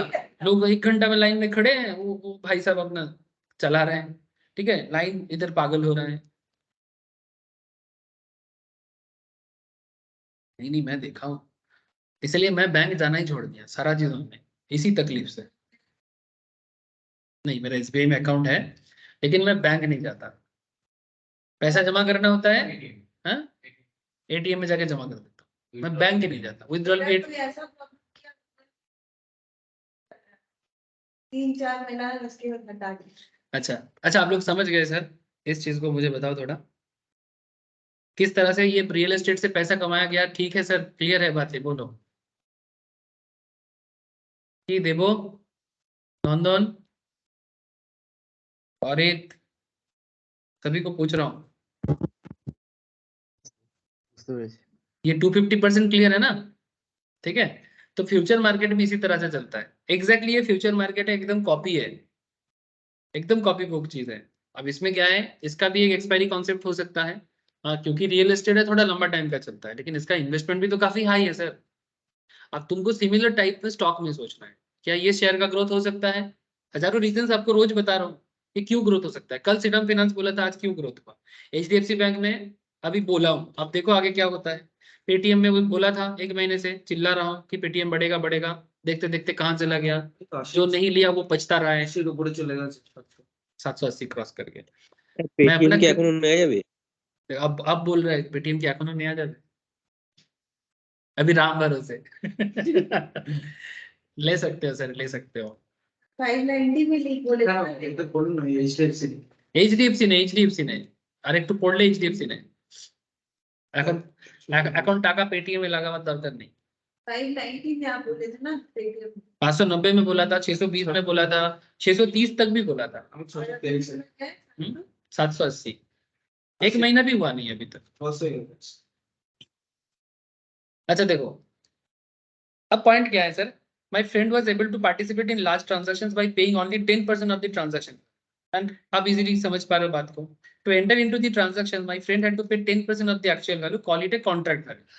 ठीक है, मैंने पूरा 1 करोड़ का चीज था, उस पे 10% में ही उसने लगाया, तो एक्चुअल वैल्यू मैंने कॉन्ट्रैक्ट वैल्यू। इनिशियल वैल्यू ही pays 10 lakh, can be considered as a token advance, और in terms of future agreement it would be initial margin deposit. ठीक है, जो हम लोग कल क्लास में बार बार बता रहे थे। जैसे श्रीराम फाइनेंस का फ्यूचर है क्या? नहीं है सर, शायद नहीं है, नहीं है, फ्यूचर नहीं है इसका। जैसे एचडीएफसी का फ्यूचर है ना सर, पेटीएम का फ्यूचर है नहीं, पेटीएम का भी फ्यूचर नहीं, तो उसमें क्या मतलब सिर्फ स्पॉट है। स्पॉट मार्केट एचडीएफसी बैंक, ठीक है, ये देखो फ्यूचर। अब जब भी हम लोग फ्यूचर में क्लिक करते हैं, जैसे फेब्रुअरी फ्यूचर अगर किसी को लेना है तो वो क्या करेगा, एचडीएफसी बैंक का फेब्रुअरी फ्यूचर में बाय क्लिक करेगा, 550 क्वांटिटी लेना है। इसका ओवरऑल वैल्यूएशन 8 लाख 9 लाख के आसपास हो जाएगा, लेकिन आप 1,46,000 में इसको ले सकते हो,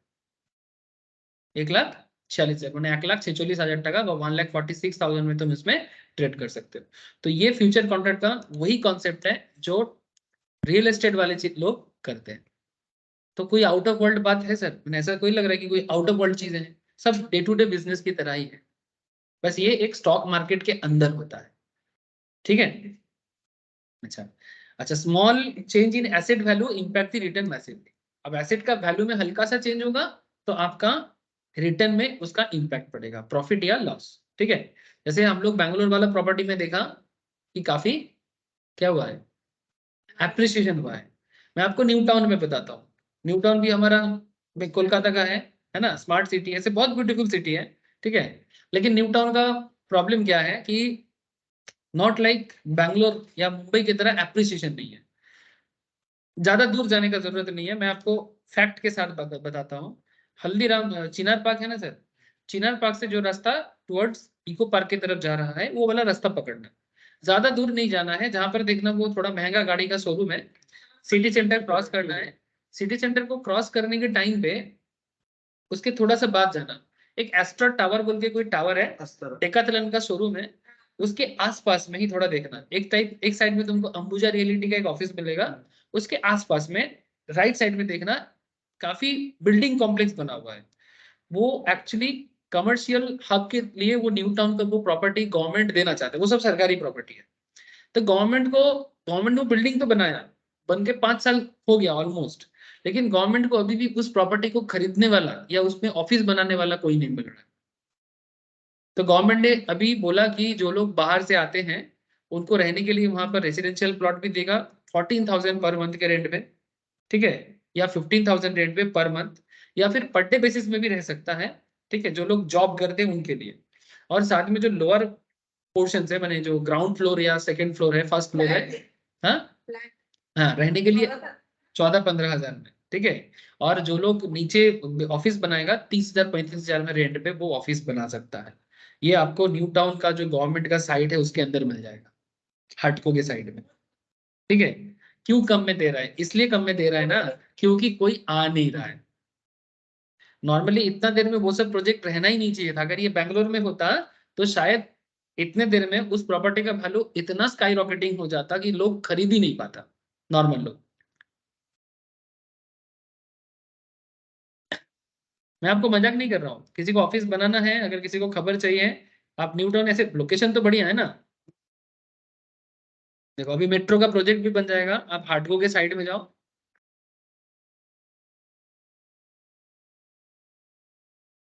इसके अंदर ही आपको मिलेगा। इतना सुंदर दिखा था, है तो नहीं इतना सुंदर। नहीं सर, सुंदर है, हाँ, बहुत सुंदर। एक पल सुंदर है। मैं जाया हूँ, ये कुछ दाले मैं फोटो में এটা স্নেহ দিয়া इतना सुंदर तो नहीं देखी हम। नहीं, निको पर सुंदर ही बनाया, झूठ नहीं बोलूंगा। हर बात में किसी को মেকআপ काट। তো সুন্দর জিনিস। ठीक है, सुंदर ही है। लेकिन ये यहाँ पर काफी सारे प्रोजेक्ट है, आप चाहो तो इसके अंदर ही आपको मिलेगा। ठीक है। Projects, new town fintech hub, विश्व बांग्ला गेट, बहुत कुछ बनाया है। इन्वेस्टमेंट आ रहा है बट बहुत स्लो है। ठीक है। अब इसका मेन रीजन है कि जब तक बंगाल का इमेज दुनिया के सामने नहीं बदलेगा, मतलब स्पेशली इंडिया के सामने, तब तक मुश्किल है। जो भी हो, ये इसके अंदर जाके आप लोग चेक कर सकते हो। ठीक है।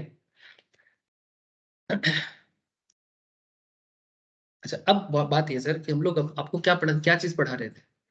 लेवरेज। ये जो हमने किया ना, ये जो आपको समझाया, इसी को लेवरेज बोलते हैं। ठीक है। Transaction of this type is called leverage transactions. मैंने 1 करोड़ का चीज को 10 लाख में ट्रेड करके फिर 35 लाख कमाया, मैंने 25 लाख का प्रॉफिट किया, इससे ही लेवरेज बोलते हैं। अब जैसे आपस्टॉक जैसे कंपनी तो आपको बहुत अच्छा मौका दे रहा है। आपस्टॉक्स में क्या सुविधा दे रहा है, मैं आपको दिखाता हूँ। जीरोधा वगैरह में भी है, वो तो देता ही है, लेकिन आपस्टॉक्स रिसेंटली क्या सुविधा दे रहा है मैं आपको बता रहा हूँ कि वो ना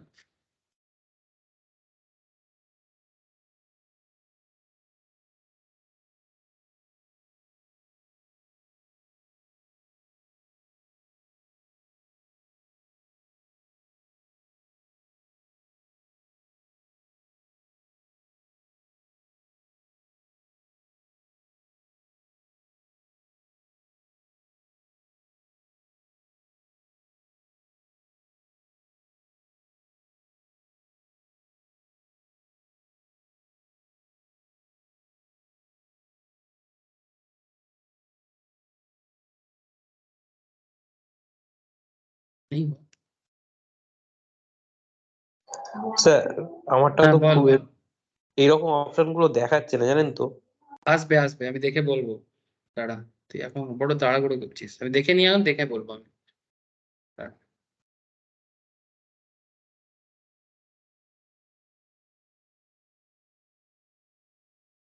इसमें एक सुविधा देता है सर, इस यहाँ पर जाके आपको ना, मानो कि आपको कोई शेयर में ट्रेड लेना है, जैसे मानो अभी आपको HDFC बता रहा था, तो सपोज आपको HDFC में जाना है, HDFC फ्यूचर, ठीक है, HDFC बैंक फ्यूचर। मैं इसको मानो फरवरी या मार्च को मैं ऐड करता हूँ, ठीक है। जैसे मैं यहाँ पर ऐड कर दिया, ऐड हो गया ना सर, ये देखो। अब इसमें मैं जैसे बाई करूंगा,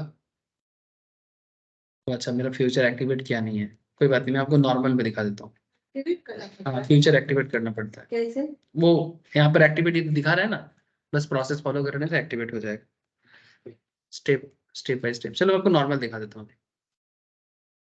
बड़ौदा में आपका ओपन है? हाँ उसमें ओपन है, आप मोतीलाल में है, मैं ज्यादातर ट्रेड मोतीलाल में करता फ्यूचर ऑप्शन हूँ। HDFC बैंक, बैंक नहीं ठीक है, आया, निकल। चला गया। ओ अच्छा, HDFC बैंक कहाँ गया भाई, इधर सर्च करते हैं। वो रहा। ये तो फ्यूचर है, बैंक कहाँ गया। উপরেই সার্চ করুন না, ওখানে সার্চ করুন না, ওখানে 20 ওখানে সার্চ করে দেন। यहीं पर तो हो जाता है, HDFC वो रहा सेकंड। बैंक, आपका एडेड है ना, इसमें नहीं दिखा। ये दिखा रहा है, देखो ये देखो। इसमें अगर मैं बाई करने जाऊंगा ना, तो इसमें देखो मेरे को ना MTF दिखा रहा है, देख रहे हैं सर। हाँ अगर, हाँ मार्जिन ट्रेडिंग फैसिलिटी, माने लेवरेज तो ऐसे ही नॉर्मली मिलता है इंट्राडे में, माने महंगा चीज को हम सस्ता में ले रहे हैं ना, तो MTF बेसिकली एक तरह का लोन है, तुम 50% फंड से भी कर सकते हो, लेकिन इसके लिए ये जब तक पूरा नॉलेज नहीं हो जाता है मत करना, ये चेतावनी है, ठीक है। हाँ घाटा हो जाएगा तो आपको ही भरना है ना, 50 नहीं करोगे तो फिर बाद में आपको दिक्कत कर देगा सर, ये 2 नंबर ही कॉन्सेप्ट दिमाग में मत लाओ, ठीक है। ये देखो यहाँ पर मानो मैंने 5 शेयर लिया, कितना बता रहे 7,428, लेकिन क्या HDFC बैंक का एक ही शेयर का दाम कितना है 1485 करके। अब अगर मैं इसका दाम बता रहे कितना 7,428, अब इसको अगर मैं MTF में डाल दूंगा ना, और अनलॉक विथ OTP करके MTF में जाऊंगा, तो मैं 50% में इसको ट्रेड कर सकता हूँ, मैंने 3000 समथिंग में आप ट्रेड कर सकते हो। फिर उससे क्या होगा? इससे सुविधा ये होगा कि तुम्हारे पास जब पैसा कम रहता है, तुम फिर भी तुम उसमें ट्रेड ले सकते हो, लेकिन हाँ इसका एक इंटरेस्ट लगता है, ठीक है। इंटरेस्ट उसका रेट है, मैं आपको एक क्लास पे इसको समझाया था, मैं वो क्लास शेयर कर दूंगा कि पूरा आप स्टॉक्स के अंदर क्या क्या फीचर्स है, कि उसमें क्या सुविधा आपको मिल सकता है, मैं वो क्लास शेयर करूंगा, आप उसमें देखना, उसमें मैं बता कर रखा हूँ, ठीक है। तो मैं बेसिकली कहना ये यही चाह रहा था कि ऐसे तो लिवरेज मिलता ही है, ट्रेड करने के लिए आपको और लेवरेज मिल जाता है, मैंने वो लोन है, ठीक है, इसका यूज नहीं जानने का कोई क्या 60,000 देना? नहीं सर, वो एक्चुअली डूबेगा उस तरह से नहीं है, आपका डूब सकता है, लेकिन मार्केट आपसे पैसा ले लेगा, क्योंकि आपका शेयर उनके पास रहेगा तभी आपको देता है, ठीक है। आपका आपका शेयर पहले से उनके पास खरीदा हुआ रहेगा, फिर उसके ऊपर, हाँ हाँ वो आपका मॉर्गेज कर देगा, आपका मार्जिन से वो उतना पैसा रख लेगा, फिर आपका जितना भी लॉस होगा ना, वो पूरा मैथमेटिकली कैलकुलेट करके रखता है कि आपका लॉस होगा, आप मार के जा नहीं सकते, ठीक है। वो मैं दिखाऊंगा बाद में, लेकिन मैं कहना ये चाहता हूँ कि आपको मौका मिलता है कि जब आपके पास पैसा कम भी हो, फिर भी आप ट्रेड ले सकते हो। जैसे देखो सिंपल, मैं ये चीज এটা তো সুইং ট্রেডিং DDD एक बार खरीद के आप टाइम फिक्स कर सकते हो कि फिर कब बेचना। এটা সুইং ট্রেডিং করে হয়তো हाँ हाँ Swing। स्विंग भी कर सकता है, लेकिन मेन पॉइंट जो है, मैं आपको जो चीज बताने का कोशिश कर रहा था कि आपके पास कम फंड है, जैसे मानो जब किसी को बिजनेस करना होता है, उसके पास ये जो टॉपिक है इसके ऊपर क्लास है, मैं शेयर करूंगा, आप लोग एक बार देख लेना, लेकिन मैं अभी MTF के बारे में बात करने इसलिए आया क्योंकि मैं आपको ये कहना चाहता हूँ कि एक बिजनेस की तरह सोचो कि जब किसी के पास पैसा कम होता है, तो उसको चिंता ये होता है ना कि मेरे पास पैसा नहीं है, तो वो मैं कैसे बिजनेस करूं। सिमिलरली तो यहाँ पर मार्केट तो एक बिजनेस की तरह ही है ना, ये सब प्रोडक्ट है, तो अगर आप इसको एक बिजनेस की तरह सोच रहे हो ना, देखो ज्यादा लालची बनोगे तो फंसोगे, बात समझना सर, अपने माइंड का कंट्रोल और रिस्क कंट्रोलिंग प्रोसेस अगर आपके अंदर नहीं रहेगा तो मार्केट आपको डुबा देगा। ठीक जैसे बिजनेसमैन भी डूबता है ना, बिजनेसमैन भी तो डूबता है। उनको लगता है कि मैं भी रेस्टोरेंट बना के एकदम लाखों कमा लूंगा। कितना सारा लोग रेस्टोरेंट खोलता है, फिर कुछ दिन बाद रेस्टोरेंट बंद हो जाता है। लेकिन एक पीसफुली बिजनेस करना और माइंड को कंट्रोल करके बिजनेस करना एक टेक्निक होता है, उसमें टाइम लगता है। बात समझना सर, कितना लोगों को मैं देखता हूँ, अरे मेरा मेरा बहुत नॉलेज है, मैं ये कर दूंगा चुटकी में, अब भी देखो ना इतना प्रॉफिट कर दूंगा, 1.5 लाख कमा दूंगा, 2 लाख कमा लूंगा। फिर कुछ दिन बाद हवा टाइट हो गया, डब्बा गुल हो गया, सब बंद करके घर में बैठ गया। फिर आके बोलेगा मेरा स्टार्टअप था, अभी किस्मत खराब चल रहा था इसलिए नहीं हुआ। बात ये सब किस्मत किस्मत कुछ नहीं है। आपको पेशेंस चाहिए था, आपको कंट्रोल चाहिए था, आपको रिस्क टेकिंग एबिलिटी चाहिए था। जो समय के साथ आता है, आप हड़बड़ किए, आप लालची हुए, तब गया। किस्मत होता है, ऐसा नहीं कि किस्मत नहीं होता, वो अलग बात है। लेकिन आपने तो मेहनत ही नहीं किया, आप तो हर चीज जल्दबाजी किए। तो जल्दबाजी में ये प्रॉब्लम करेगा आपको ये सब चीजें। तो मैं आपको भाई चेतावनी देके ही बता रहा हूँ। लेकिन अगर आपके पास फंड का कमती है, तो मानो कि आपको 1.5 लाख का फंड चाहिए था, 1.5 लाख भी नहीं है तो आधा दाम में करना चाहते हो, वो भी आपको यहाँ से मिल सकता है। ठीक है, लेकिन इसका प्रयोग अभी मत करना, धीरे धीरे। ठीक है, क्योंकि इसका एक इंटरेस्ट का भी मैटर है, जब समझ में आए तो ही यूज करना। लेकिन आपको दिखाया आपने, ठीक है। तो लेवरेज ट्रांजैक्शंस का मतलब समझ गए ना, कि आप बड़ा रिस्क को छोटे अमाउंट में ले सकते हो, बेसिकली वो भी रिस्क है। सो यहाँ पर पॉइंट ये है sir, do make sure you understand this example thoroughly because this is very similar to a future trade, as all future transactions are leveraged। इसी को बोलते हैं leverage। So do give this example in perspective as we will now move to TCS trade। अब इस चीज को दिमाग में रख के, जो TCS वाला एग्जांपल मैंने लिया था स्टार्टिंग में, वही वाला एग्जांपल मैं ले रहा हूँ। क्या क्या एग्जांपल था sir? While we looked at our overall structure of the future trade in the previous chapter, let us now relook at the TCS example with some specific details। TCS का future लेना था, ठीक है, TCS नहीं लेना था, TCS का future लेना था। तो TCS का फ्यूचर कितना चल रहा है? By TCS occurs on 15 December at 2362। on that time दाम चल रहा था जब ये एग्जांपल बनाया जा रहा था।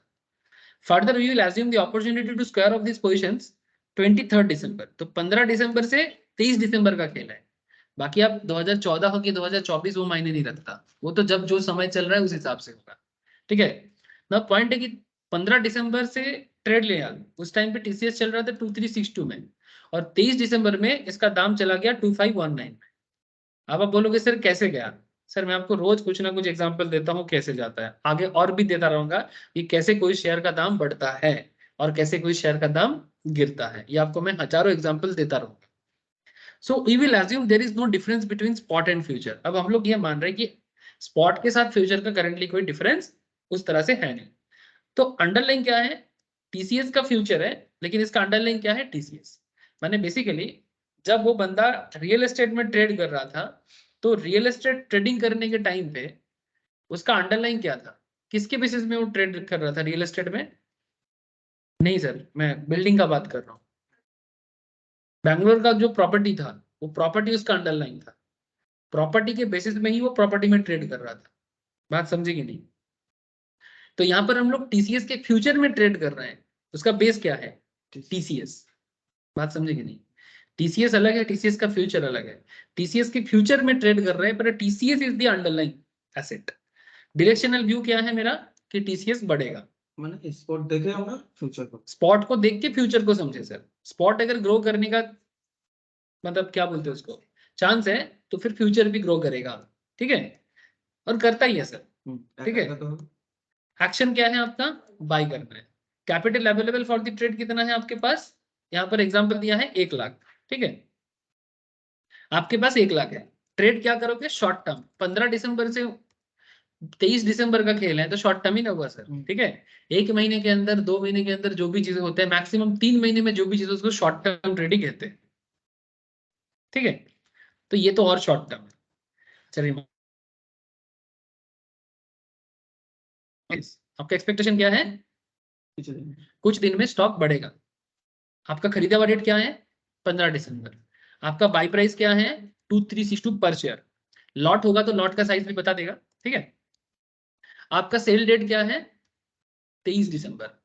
उस टाइम पे दाम क्या चल रहा था 2519, ये मान के रहे, ये देखो एग्जाम्पल बना रहे, तो फिर एक पूरा सिचुएशन मान के चल रहे कि ये हुआ है या हो गया है, तो आपको समझ में सुविधा होगा।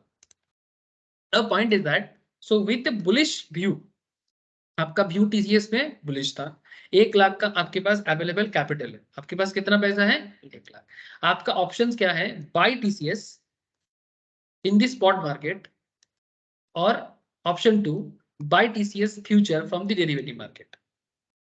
एक second sir,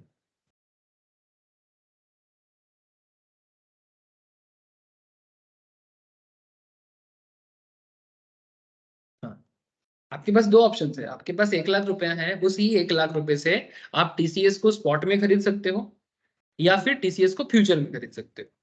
option 1 buy TCS stock in the spot market, अगर आप स्पॉट मार्केट में टीसीएस को खरीदने का सोचते तो आपका क्या सिचुएशन होता, आप टीसीएस का जितना शेयर का दाम होगा उतना 1 लाख रुपए से उतना, मतलब 2362 दाम है ना, तो 2362 को आप 1 लाख से डिस्ट्रीब्यूट कर दो, मैंने सॉरी 1 लाख डिवाइडेड बाई 2362, तो आपको इसमें पता लग जाएगा कि कितना शेयर आप खरीद सकते हो टीसीएस का।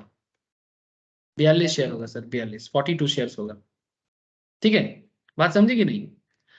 अब 1 लाख से 2362 डिवाइड कर दिए तो 42 शेयर आपको टीसीएस का मिलेगा।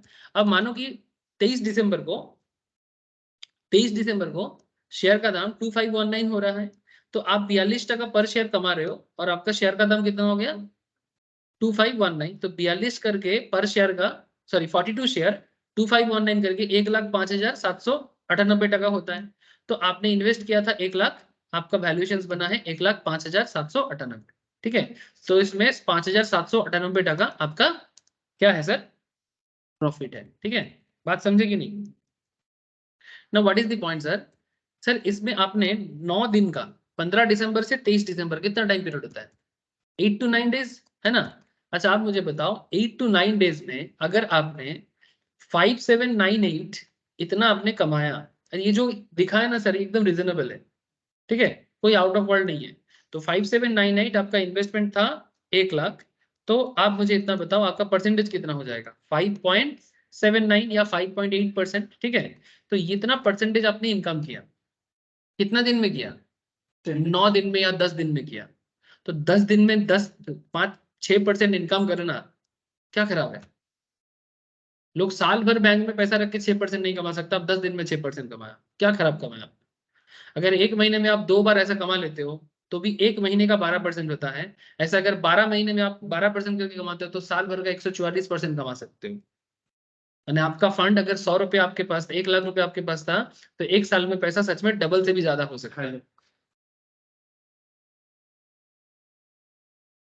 कर सकते हो ना, अगर आप इस तरह का छोटा छोटा ट्रेड, बार बार ट्रेड नहीं करना है, एक बार ही करो, सही अपॉर्चुनिटी में करो, कर सकते हैं कि नहीं कर सकते। The answer is yes, you can do that, है ना sir. Now point is that, लेकिन किंतु परंतु सर 1 लाख तो हम लोगों के पास है नहीं, तो अगर आपके पास 1 लाख नहीं है तो आप इसी चीज को फ्यूचर में करो। लेकिन फ्यूचर में एक दूसरा प्रॉब्लम है, उसमें आपको लॉट साइज बहुत लेना पड़ता है। ये फ्यूचर का एक प्रॉब्लम है नौजवानों के लिए, क्योंकि नौजवानों के पास पैसा का कमी रहता है, इसलिए वो लोग थोड़ा फ्यूचर मार्केट से दूर जाने का सोचता है। लेकिन मैं आपको एक चीज बताऊं, फ्यूचर मार्केट कॉम्पिटिटिवली अंडरस्टैंड करना इजी होता है, और अगर आपके पास जैसे आप जॉब करोगे धीरे धीरे आपको फंड मिलेगा, अगर आपका नॉलेज बढ़ जा रहा है ना, तो आप आराम से एक फंड को रेगुलर बेसिस में जमाओ और फिर जाके ट्रेड करो।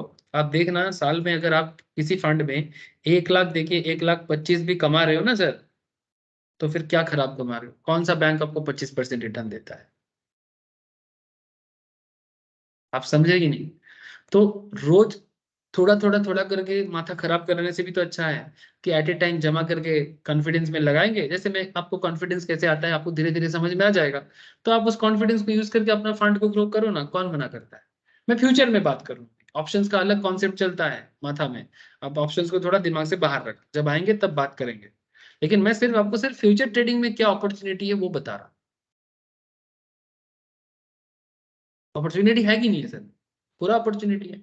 अगर कोई बोलेगा सर एक महीने में मैं अगर एक ही ट्रेड लेता हूँ और मैं 1 लाख लगा के 5,779 टका कमाता हूँ, आपको एक महीने में और ट्रेड नहीं लेना है, फिर नेक्स्ट मंथ में ट्रेड लेना है।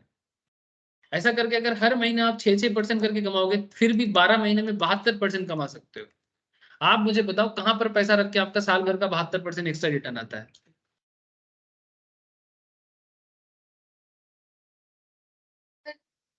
बोलो सर।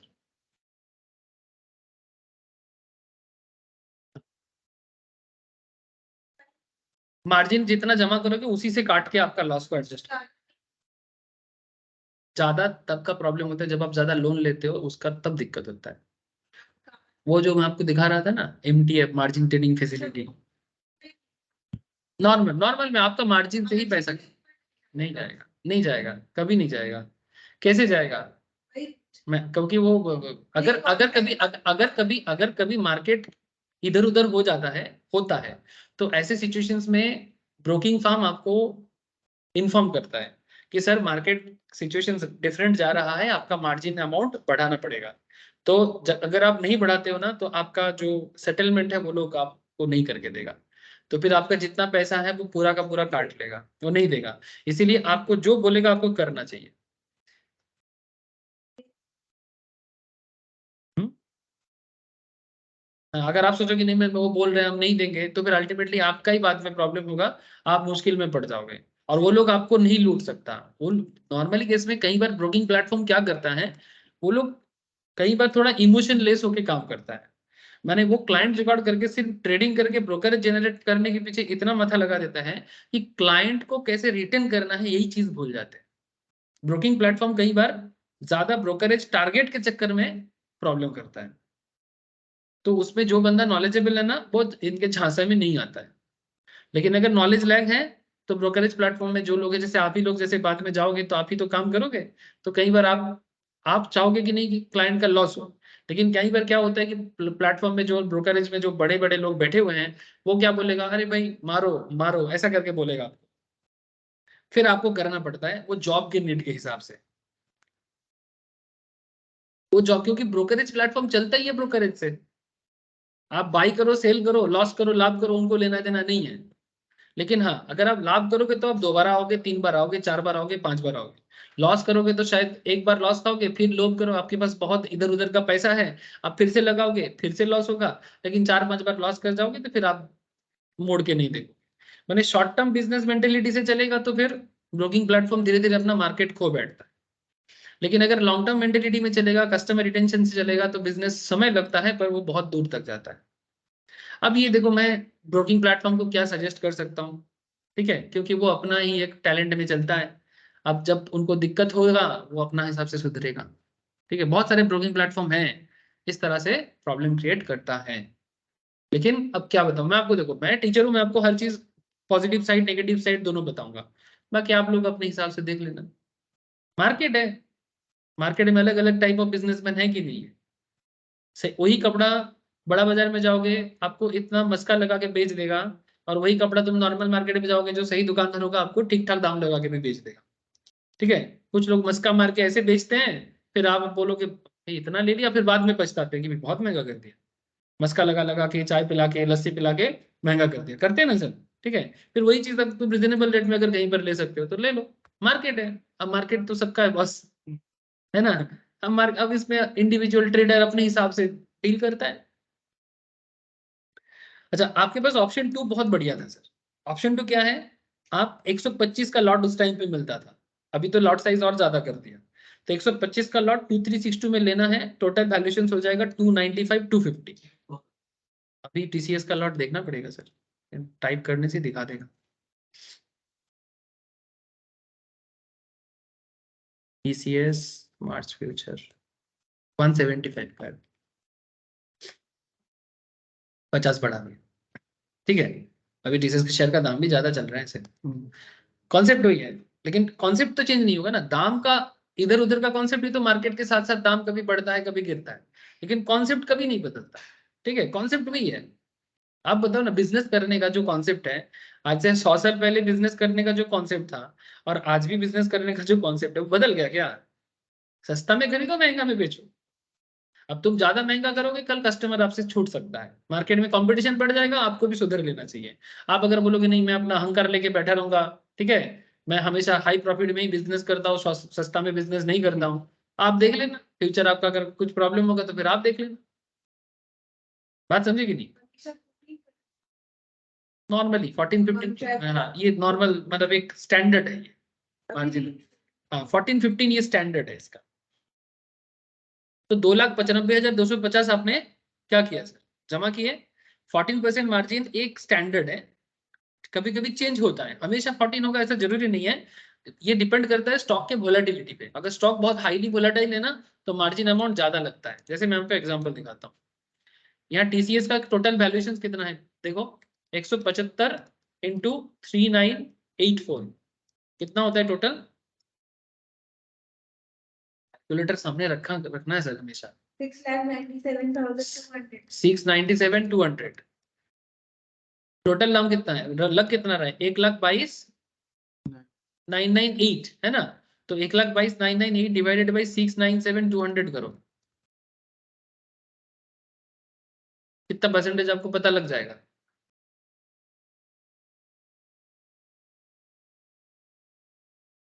$17. 17%, ठीक है। अब ये 17% टीसीएस में मार्जिन लग रहा है, ठीक है। अब मैं इसमें अदानी एंटरप्राइज लेता हूँ। अब मुझे बताना, अदानी एंटरप्राइज का मार्च फ्यूचर मैं बाय करने जा रहा हूँ, 300 लेना है। आपका टोटल वैल्यूएशन कितना है देखो, 2969 इंटू 300 शेयर, ठीक है। कितना है? 8,90,700। लग कितना रहा है? 5,78,983। 50% से भी ज्यादा मार्जिन लग रहा है सर,